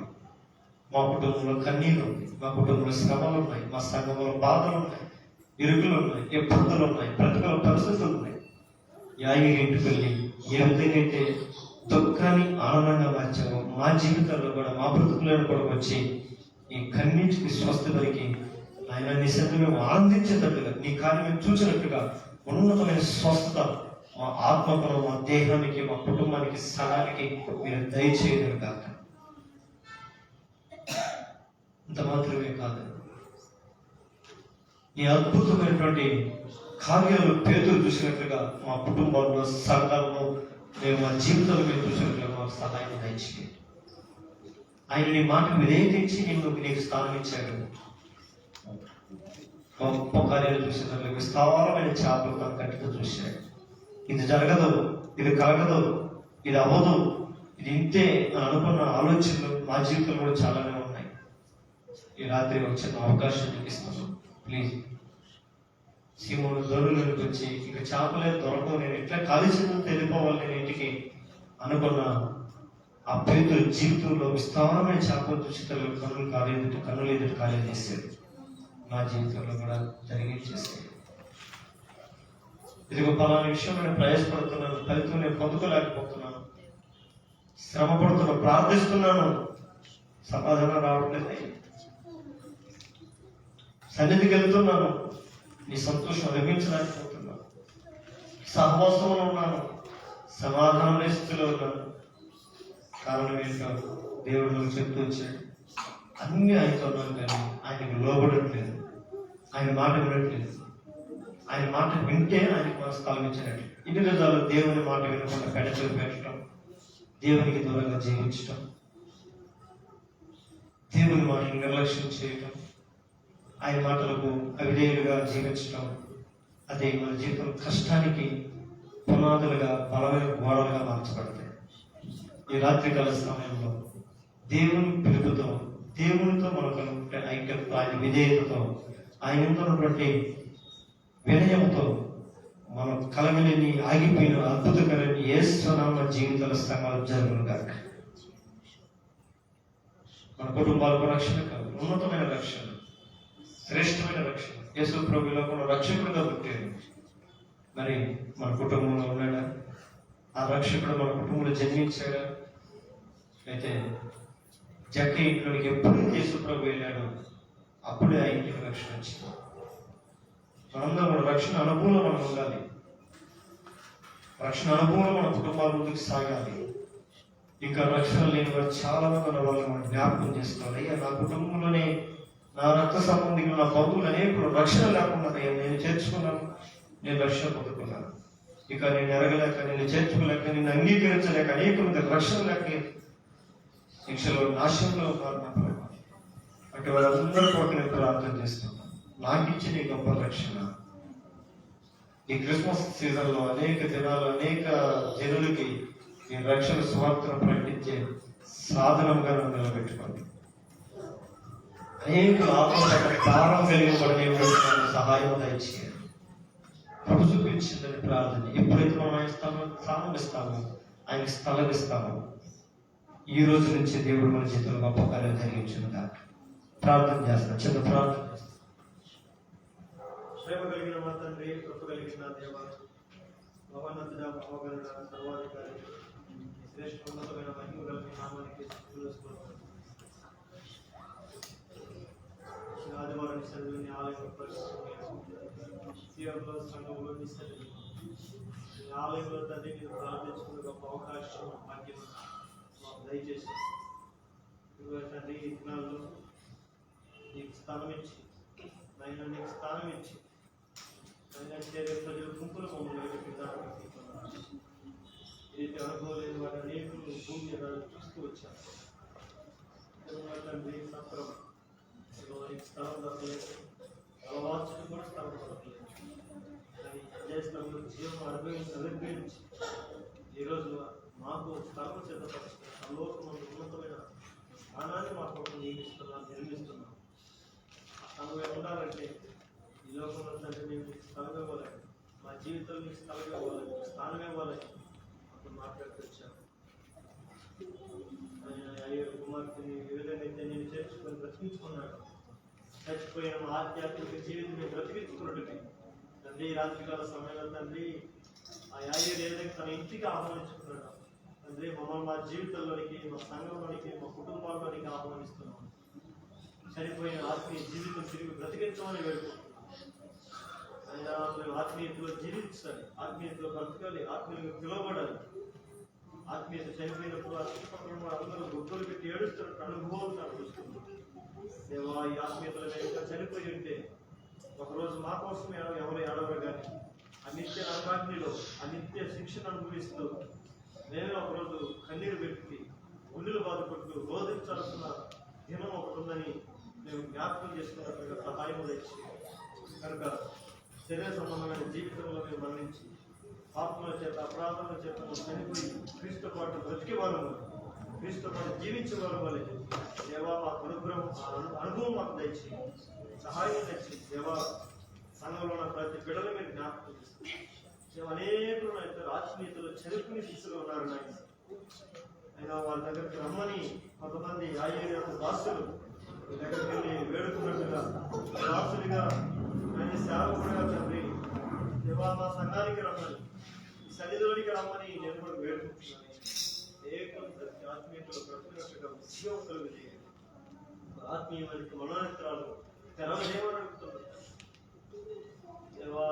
మరణం ఉన్న చోట విషాదం ఉంటుంది, జీవం ఉన్న చోట సంతోషం ఉంటుంది. కనుక ఈ సన్నిధిలో నైనా నేనే లోకంలో నిజమైన జీవం అనుగ్రహించుకు వచ్చినానన్నావు.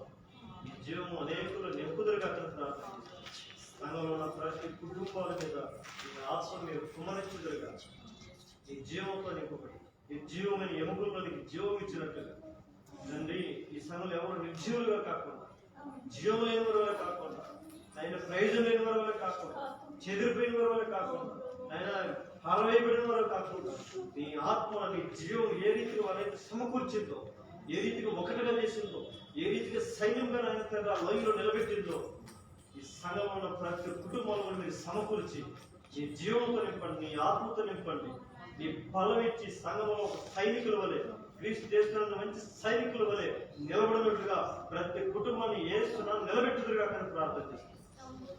మాత్రమే కాదు నాయన పేతురు తన దోణలోనికి నేను చేర్చుకొని ఆశీర్వాదాలు పొందుకున్నట్లుగా ఆయన అనేక మంది నేను సమస్యలతో బాధపడుతున్నారు, యాత్ర పడుతున్నారు, ఆయన ప్రయాసపడుతున్నారు, కానీ ప్రయోజనం ఉండట్లేదు. తండ్రి వారందరూ జీవితంలోనికి నేను తండ్రి ఆహ్వానిస్తున్నాం. అయినా వారి దోణిలోనికి నువ్వు కాలు పెట్టినప్పుడు తండ్రి వ్యర్థులమే ఒట్టి చేతులతో ఇంటికి వెళ్ళాలన్న భావన వాళ్ళ నుంచి తీసివేసి ఉన్నతమైనటువంటి కార్యాలు వారి జీవితంలో జరిగించినట్లుగా సంఘం పక్షమున, సంఘంలో కుటుంబాల పక్షమున మీరు జరిగించమని వేడుకుంటున్నాను. ఎక్కడో దూర ప్రాంతాల నుంచి చాలా జీతాలతో నేను ఈ బెంగళూరు పట్టణంలో బ్రతకడానికి వచ్చి ప్రయాసపడుతున్నారయ్యా, కష్టపడుతున్నారు. మళ్ళీ నీ బిడ్డలోనైనా వారి ప్రయాసం వారికి ప్రయోజనకరంగా ఉన్నట్లుగా మీరు దీవించండి.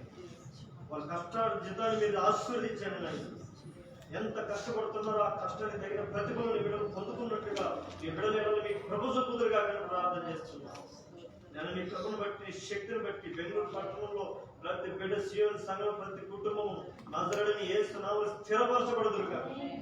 ఈ బిడ్డలు నాటబడిన వారి దేవుని మందిరంలో పచ్చని చెట్లు నాటబడిన వారి ఎదుగుతున్నట్లుగా నీకు ఖర్జూర వృక్షం వలె మూవైదున్నట్లుగా ప్రతి కుటుంబాన్ని మీరు ప్రతిఫలింపజేయుదురుగా మేము ప్రార్థన చేస్తున్నాం. మీ దయ చూపించండి నాయన, మీ కృప చూపించండి నాయన. తండ్రి నీ బిడ్డలోనైనా తండ్రి వారి యొక్క ఉద్యోగాల్లో మీరు జ్ఞాపకం చేస్తున్నారు. చేతి పనులు, వ్యవసాయ తండ్రి, వాహనాలను, రాకపోవడం నాటకంలోను, వారి వృత్తి కార్యకలాపాల్లోను, వారి ఆలోచనలోను అన్నింటిని కూడా మీరు ఆశీర్వదించారు. అదే మనం మాట ఇచ్చావు. అబ్రహాముకు వాగ్దానం చేశావు, ఇస్సాకు యాకోబుకు వాగ్దానం చేశావు, మోషేకు వాగ్దానం చేశావు. నేను వెళ్ళే ప్రతి స్థలంలో నేను మీకు తోడై మిమ్మల్ని ఆశీర్వదిస్తానన్నా. సీఎంలో ఉన్న ప్రతి కుటుంబానికి మీరు తోడైనట్టు వారు చేస్తున్న ప్రతి నాయన తండ్రి చేసే కార్యాలు అన్నిటి కూడా మీరు సమకూరుస్తున్నారు. ఇంతవరకు నీ బిడ్డలైన తండ్రి నష్టపోయిన ఆయన పోగొట్టుకున్న వాటి అన్నింటిని కూడా వారి జీవితంలో రాబోయే 2025 సంవత్సరంలో వాటన్నిటిని తిరిగి పొందుకున్నట్లుగా సహాయం ఇచ్చి ఆయన సంఘానికి వాగ్దానం ఇవ్వబోతున్నాం. సంవత్సరాంతం తినివేసిన మీ పంటను, పసరు పురుగులు తినివేసిన పంటను నేను తిరిగి మీకు ఇద్దరే మాకు ఇచ్చారు. ఆయన వారి చేతి నుంచి ఏదైతే చేజారిపోయినదో దేవా ఈ 2025 సంవత్సరంలో జీవనం ప్రతి కుటుంబాలు చేజిక్కించుకొని ఈ సన్నిధిలో సంతోషానంద వర్గలుగా సహాయం దయచేయమని వేడుకుంటున్నాను. పేతురు ఏ విధంగా సంతోషించి తన జీవితాన్ని మీకు అర్పించాడో, ఇదిగో దేవా నువ్వు గొప్పవాడివి, నువ్వు మహోన్నతుడు అని ఈ కార్యాలు చూసి నేను విశ్వాసం ఉంచాడు. నాయన 2026 సంవత్సరం బిడ్డల జీవితంలో ఉన్నతమైన కార్యాలు రాబోయే సంవత్సరంలో నూతన సంవత్సరంలో ఒక నూతనమైన ఉద్దేశాలతో, ఒక నూతనమైన చతుర్థి శుద్ధీకరించబడిన వారై ముందుకు సాగిపోవడానికి సహాయం దయచేయమని వేడుకుంటున్నాను. దుష్టుడు వారు కలిగించిన నష్టాలు, నా ఇబ్బందులు, ఇక్కట్లను, కన్నీరును, సమస్యలను, శ్రమలు అన్నింటిని పోగొట్టాడు. ఆయన ఈ కష్టదలను పోగొట్టే నీకు నెమ్మది కలుగుతాయని వాక్యం సెలవించారు కదా. నేను పేతురు కష్టాన్ని జ్ఞాపకం చేసుకొని అతని జీవితంలోని ప్రవేశించి అతనికి చిన్న స్థలం ఇచ్చినందువలన, అవకాశం ఇచ్చినందువలన అతనికి గొప్ప ఆయన ఆశీర్వాదం ఇక్కడికి దయచేసి తండ్రి సభలో ప్రతి బిడలుగా దయచేయమని ఇంటికి ఏ విధంగా రక్షణ వచ్చింది బిడల కుటుంబాలు అనేక రక్షణ తెచ్చి సీఎంలో ప్రతి కుటుంబంలో రక్షణ అనుభవం ఉన్నట్లుగా సహాయం తెచ్చి నేను ఎవరైతే ఇంకా రక్షణ లేక, మారుమనసు లేక, బాప్తిస్మం లేక, పాప క్షమాపణ లేకుండా తండ్రి సంఘంలో ఉంటున్నారో వారు నాయన తండ్రి ప్రతి ఒక్కరు కూడా రాబోయే సంవత్సరంలో రక్షణ అనుభవం ఉండడానికి సహాయం తెచ్చి ఆయన జ్ఞాపకం చేసుకో, బాబును బ్లెస్సింగ్ జ్ఞాపకం చేసుకో, రాకముఖం జ్ఞాపకం చేసుకో, ఇది జ్ఞాపకం చేసుకుంటే అయినా ఇక తండ్రి ఎంతమంది అయితే రక్షణ అనుభవం లేకుండా ఉంటున్నారో వారందరూ మీరు దర్శించండి, నాకు రక్షణలో నడిపించండి. అనేక మంది రక్షణ పొందుకొని ఆయన ఇంకా అనేక నిర్లక్ష్య జీవితంలో ఉంటున్నారు, నాకు వారు కూడా మీరు దర్శించండి. రక్షణ నిర్లక్ష్యం చేసి పెట్టుకుంటారు, లక్ష్యం చేసిన ఆయన తండ్రి దాని కొరకు తండ్రి జీవించడానికి కూడా మీరు కృషి చూపిస్తున్నారు. అది శక్తిని అంటే బలమైన వెలుగు దయచేయండి.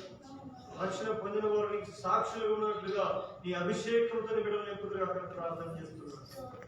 ఆయన తండ్రి ఉన్నతమైన కార్యాలు ఈ సంఘంలో జరిగించారు. ఈ సంఘము ఆ దిన సత్రంలో తండ్రి స్థలమైన సంఘం వల్లే కాకుండా ఈ సంఘం తండ్రి నీకు స్థానం ఇచ్చి నీ సింహాసనం ఇచ్చి నీ సింహాసనం సాగిలపడే సంఘం వలె సియోను మీరు మార్చమని ప్రార్థన చేస్తున్నారు. ప్రతి ఒక్క హృదయాలు మీరు నివాసం చేయమని పెడుతున్నారు. మేమందరం ఆయన తండ్రి మా మనసులో నీకు స్తోత్రించి ఆయన నీ ఇష్టానుసారం నీ చిత్తానుసారం జీవించే భాగ్యమును సియోనులో ఉన్న ప్రతి కుటుంబానికి మీరు దయచేయమని పెడుతున్నారు. ఆయన సంఘంలో ఉన్న ప్రతి కుటుంబానికి పేరు పేరుకి పాత్ర తీసుకుంటున్నారు. దాని మీ కుటుంబాన్ని జ్ఞాపకం చేస్తున్నారు. రాసులు వృద్ధాపడి మన పూర్ణ ఆరోగ్యం తెచ్చి ఆయన తన కుటుంబాన్ని మీరు దర్శించండి. గ్రేసం గారు మాట్లాడారు, ప్రవీణ్తో మాట్లాడారు, సాధిస్తుతో మాట్లాడారు, కుమార్తె కుటుంబాన్ని మీరు జ్ఞాపకం చేస్తారు.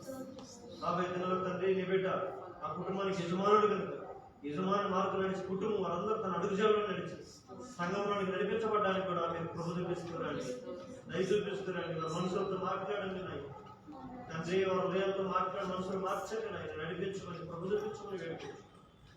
ఎవరు నాయన తండ్రి అని కుటుంబంలో ప్రార్థన చేస్తారు. దాంట్లో మంచి ఆరోగ్యం తెచ్చి ఆయన నీకు తోడొచ్చాను. లోపల ఎవరు లేరనే భావన తీసేసి ఇదిగో నేను నీకు తోడై ఉన్నాను, భయపడకుమని ఈ విడలో వంటి ఆదరణ కలిగి తండ్రి నీ తోడు కలిగి ఉన్నామని మనోధైర్యంతో ఇక్కడ జీవించడానికి సహాయం దేవాని విడలకు మీకు కాపుదలు వచ్చేది అని నన్ను చేసుకున్న పని మీరు దీవించారు. ఆయన పనులు కాదు రెగ్యులర్ అవటానికి కూడా మీరు ప్రభు చూపిస్తున్నారు.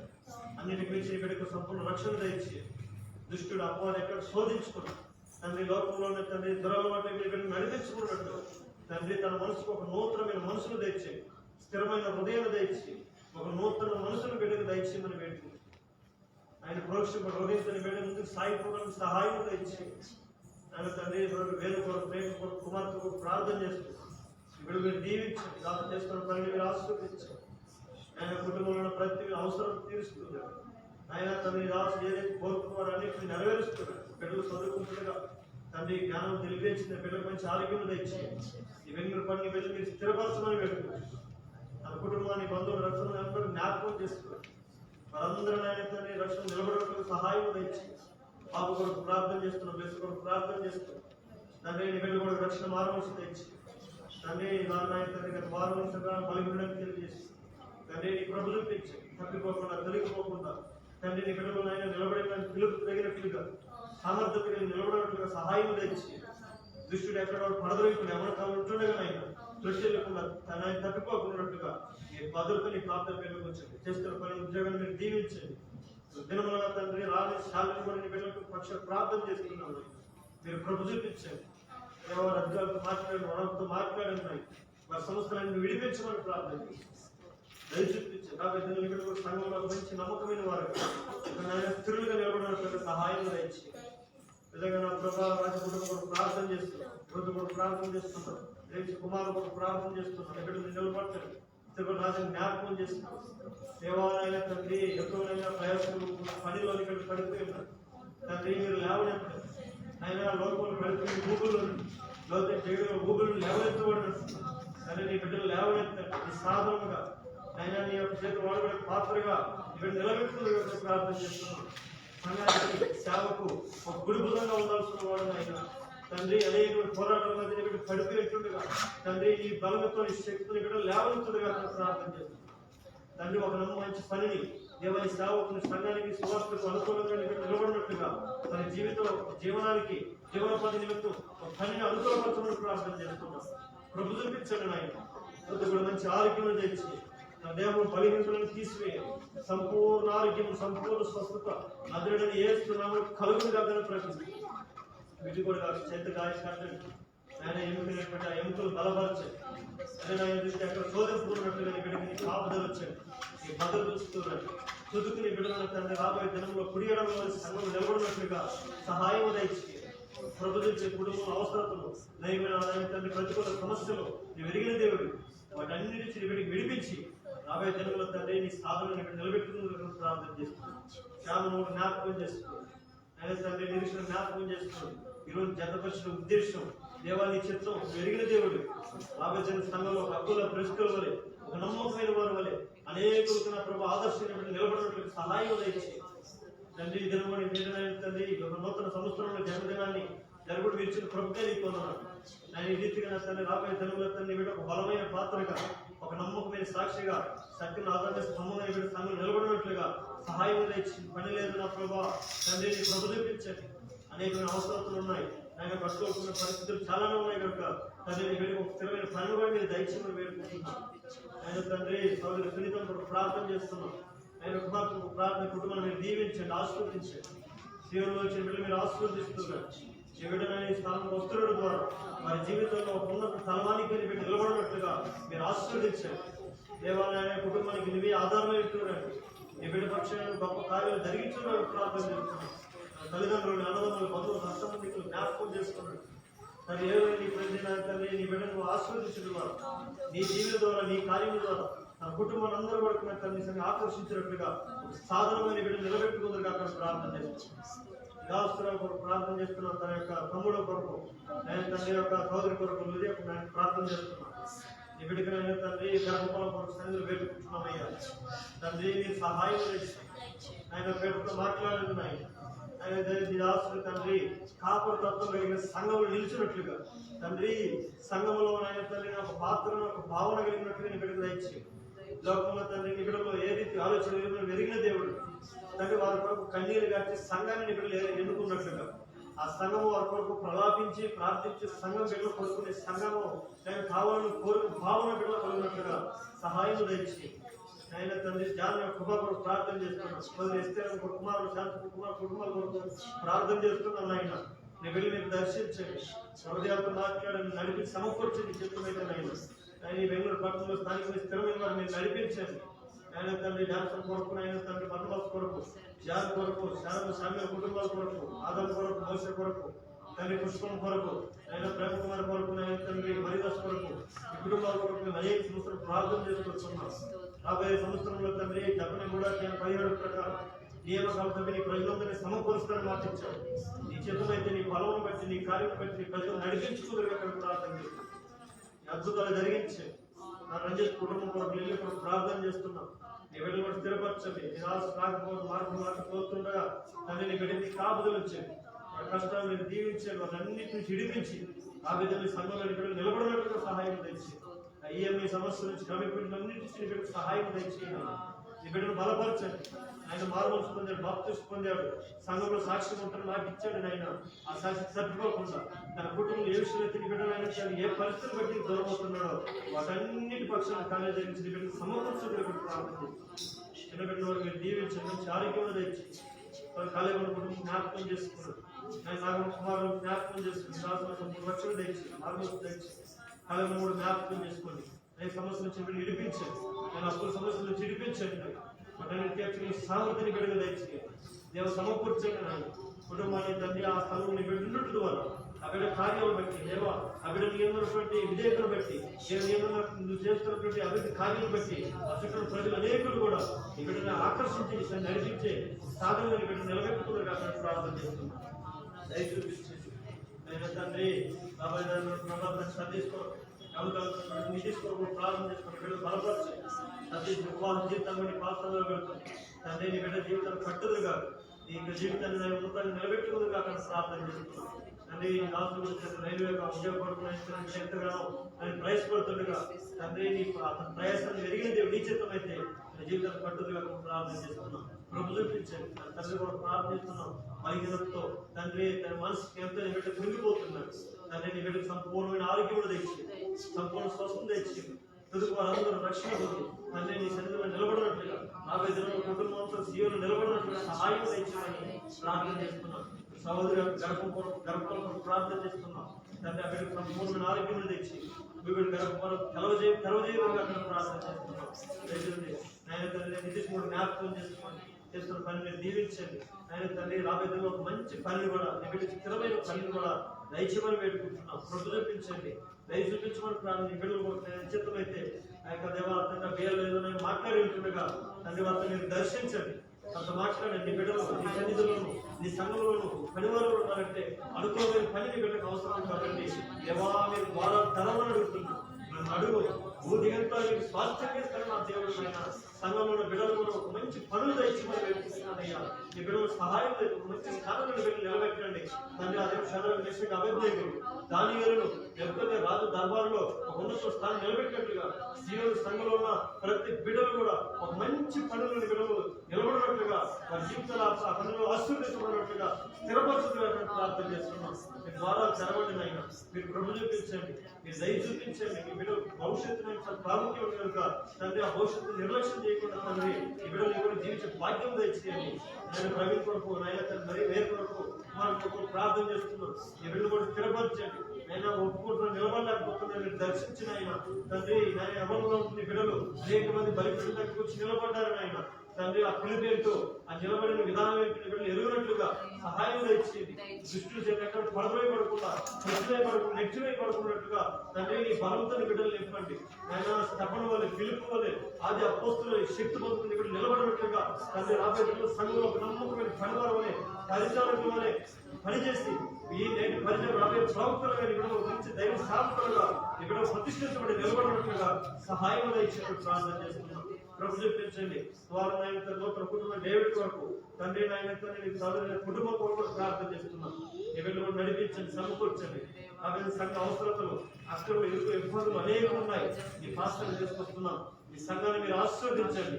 ఈ సంఘంలో క్షేమం తెచ్చేయండి, సంఘానికి క్షేమాభివృద్ధిని తెచ్చేయండి, సర్వ సమృద్ధిని తెచ్చేయండి.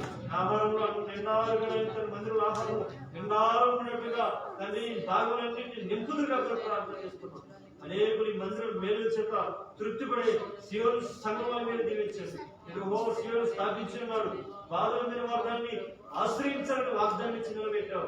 అనేకులు బాధింపబడే వారికి ఇది ఒక ఆశ్రయ పట్టణం వలె ఈ బెంగళూరు పట్టణం సీయోను మీరు నిలబెట్టుగా ప్రార్థన చేస్తున్నాను. అయినా ప్రభు చూపించండి. రాబోయే డిసెంబర్ 25కి డిసెంబర్ 31st మార్చి సర్వీస్ లో కూడా అన్నింటిలో సహాయం అనేక అవసరాలు ఉన్నాయి, అక్కలు ఉన్నాయి. తండ్రి నీ వైపు చూస్తున్నాం. దేవా నీ సహాయం తెచ్చింది. కొండల వైపు కాదు, నేను మనుషుల వైపు కాదు, రాజులు గొప్పవారు తండ్రి నీ వైపు చేతులు ఎత్తున్నాం.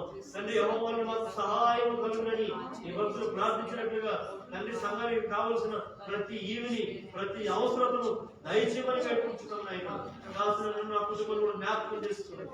వేరే బిడ్డలు మీరు జ్ఞాపకం చేసి బలహీనలు బలపరుస్తున్నాడు. సంపూర్ణ ఆరోగ్యం తెచ్చి బిడ్డలు చదువుకుంటున్న జ్ఞానం తెలియ వివేచన తెచ్చి తండ్రి నీ బిడ్డలు తండ్రి నీ సన్నిధిలో రాబోయే దినంలో తండ్రి నీ ఉన్నతమైన స్థానంలో నిలబడినట్లుగా సహాయం ఇచ్చి లోక జ్ఞానం తత్వ జ్ఞానం కాకుండా తండ్రి పవిత్ర జ్ఞానం కలిగి నీ బిడ్డలు జీవించినట్లుగా సహాయం ఇచ్చి నేను కూడా సంపూర్ణ ఆరోగ్యం తెచ్చి నేను నన్ను కూడా జ్ఞాపకం బలహీనతను బలపరుస్తున్నాను. నా స్థితి ఏంటో నా పరిస్థితి ఏంటో నీకు నేను మరుగైనది కాదు. నువ్వు సమస్తం ఎరిగిన వాడు నాయన, సమస్తం చూస్తున్నవాడు తండ్రి. తండ్రి నీ ఆకాశముడు తండ్రి నీ యొక్క ఆయన గుప్పిళ్ళు ఇచ్చి నేను సముద్రం జీవులు తృప్తిపరుస్తానని మాటిచ్చావు. తండ్రి మీరు వాటి కంటే శ్రేష్ఠులు అన్నావు, పిచ్చుకల కంటే మీరు శ్రేష్ఠులు అన్నావు. తండ్రి ఇందులో నీ కాడి ఎత్తుకున్న వారిని ఈ కాడి మాకు ఎక్కడ భారంగా ఉండకుండా తండ్రి మా ఎడమ పక్క కుడి పక్క నీవు నిలిచి మా భారాన్ని వహిస్తూ నడిపిస్తూ రమ్మని సహాయం దయచేస్తున్నప్పుడు ప్రార్థన చేస్తున్నాం. ఈ సేవలో ఈ పరిచయం ఎక్కడ సొలసకుండా సమస్యలకుండా శక్తి కలిగిన వారిపై ముందుకు సాగిపోవడానికి సహాయం దయచేయమని వేడుకుంటున్నాం. పరలోకపు జ్ఞానం దయచేయండి, పరలోక వివేచన దయచేయండి. మేము ఏ కుటుంబంలో కాలు పెడతామో కుటుంబం ఆశ్రమంలో ఉన్నట్టుగా మా పాదము మీరు పరిశుద్ధపరుస్తున్నారు. మా పెదవులను మా నాలుగు ఉచ్చరించినప్పుడు కార్యం జరిగినట్లుగా తండ్రి నీ అభిషేకం అనేది స్మరించమని ప్రార్థన చేస్తుంది. నీ అభిషేకం అందుకుని స్థలం నిలబడినట్లుగా సహాయం దయచేయండి. మీ ప్రజలకు కావాల్సిన ఉపదేశమును మేము అనుగ్రహించడానికి తండ్రి మా హృదయంలో వాక్యం యాకోబు గందించినట్టుగా నైనా నీ పరలోక వాక్యం మా హృదయంలో ఉంచులుగా ప్రార్థన చేస్తున్నాం. ఈ అంత్య దినాల్లో అనేకమైన ప్రభావ వాక్యము ఎలాంటి వాక్యాలు కోరుకుంటున్నారో అలాంటి వాక్యం కాకుండా పరలోకపు వాక్యమును నీ నోటిలో ఉన్న వాక్యమును నీ ఆయన నీ ఉపదేశమును ఈ ప్రజలకు బోధించే ఒక సాధనముగా తండ్రి నాయన నీ చేతిలో నాయన ఆయుధమని నిలబెట్టుకుందుగా ప్రార్థన చేస్తున్నాం. ప్రభు చూపించండి ఆయన లక్ష్యం లేని వారి కొరకు, మారు మనుషులు లేని వారి కొరకు, ఆయన దుర్మార్గుల కొరకు, ఆయన రాజకీయ నాయక మనుషులందరి కొరకు ప్రార్థన చేస్తున్నాం. ఆయన ఈ లోకంలో పరలోకం మీ చిత్తం ఏంటో ఈ భూమి మీద మీ చిత్తం సంపూర్ణ మీరు జరిగించమని వేడుకుంటున్నాను. రాబోయే సంఘ సేవను విస్తరింపజేయండి, సంఘ విశాలపరుస్తున్నారు. అనేకమైన నూతన కుటుంబాలను మీరు కదిలించండి. ఈ స్థలంలో ఉన్న ప్రతి కుటుంబాలు మేము అందరం కూడా ఐక్యత దయచేయండి, ఆయన అన్యులకు దయచేయండి. దుష్టునికి ఎక్కడ స్థానం ఇవ్వకుండా కలహాలు, విభేదాలు, అసూలు, ఈర్ష్య, మత్తతులు తండ్రి అల్లాతో కొట్టుకున్న సమస్తం ఏది లేకుండా పరిశుద్ధత, పవిత్రత, ఐక్యత, అన్యూనత కలిగి దేవా ఏక మనసు కలిగి ఏక తాత్పర్యం కలిగి ఈ ఫలము కలిగి సంఘంలో జీవించినట్టుగా ప్రతి బిడ్డలు మీరు అభిషేకించండి. సంఘంలో ఎక్కడ భక్తిహీనతకు తావు లేకుండా మూఢత్వాన్ని కొట్టివేయండి, బుద్ధిహీనతను కొట్టివేయండి తండ్రి. సంఘంలోనైనా ఈ పరిపూర్ణమైన జ్ఞానంతో ప్రతి బిడ్డలు మీరు నడిపించుకుంటుగా ప్రార్థన చేస్తున్నాం. ఎవరు చెప్పుకునే జీవనానికి అవకాశం ఇచ్చినట్టు నేను బిడ్డలు ఎక్కడ అవకాశం ఇవ్వకుండా వారి హృదయంలో మీకు స్థలం ఇచ్చి వారి హృదయంలో మీ బిడ్డలు మిమ్మల్ని ప్రతిష్ఠించుకొని మీకు ఒక జీవించడానికి సహాయం దయచేయమని ప్రభుత్విస్తున్నామని ఈ రాత్రి మీ బిడ్డలు చేరవచ్చిన ప్రతి బిడ్డలు మీరు దీవించి ఆశీర్వదించి ఒక నూతనమైన అనుభవంతో తండ్రి మీ బిడ్డలు స్థలం వెళ్ళినటువంటి సహాయం దయచేయమని యేసు క్రీస్తు శ్రేష్టమైన పరిశుద్ధమైన నామమును బట్టి ప్రార్థించి అడిగేసుకుంటున్నాము తండ్రి. ఆమేన్. ఆమేన్. నా ప్రాణం యెహోవాను స్తుతించు, నా ప్రాణం పరిశుద్ధ నామమును స్తుతించు, నా ప్రాణం యెహోవాను స్తుతించు, ఆయన స్తుతిస్తాను దేవుని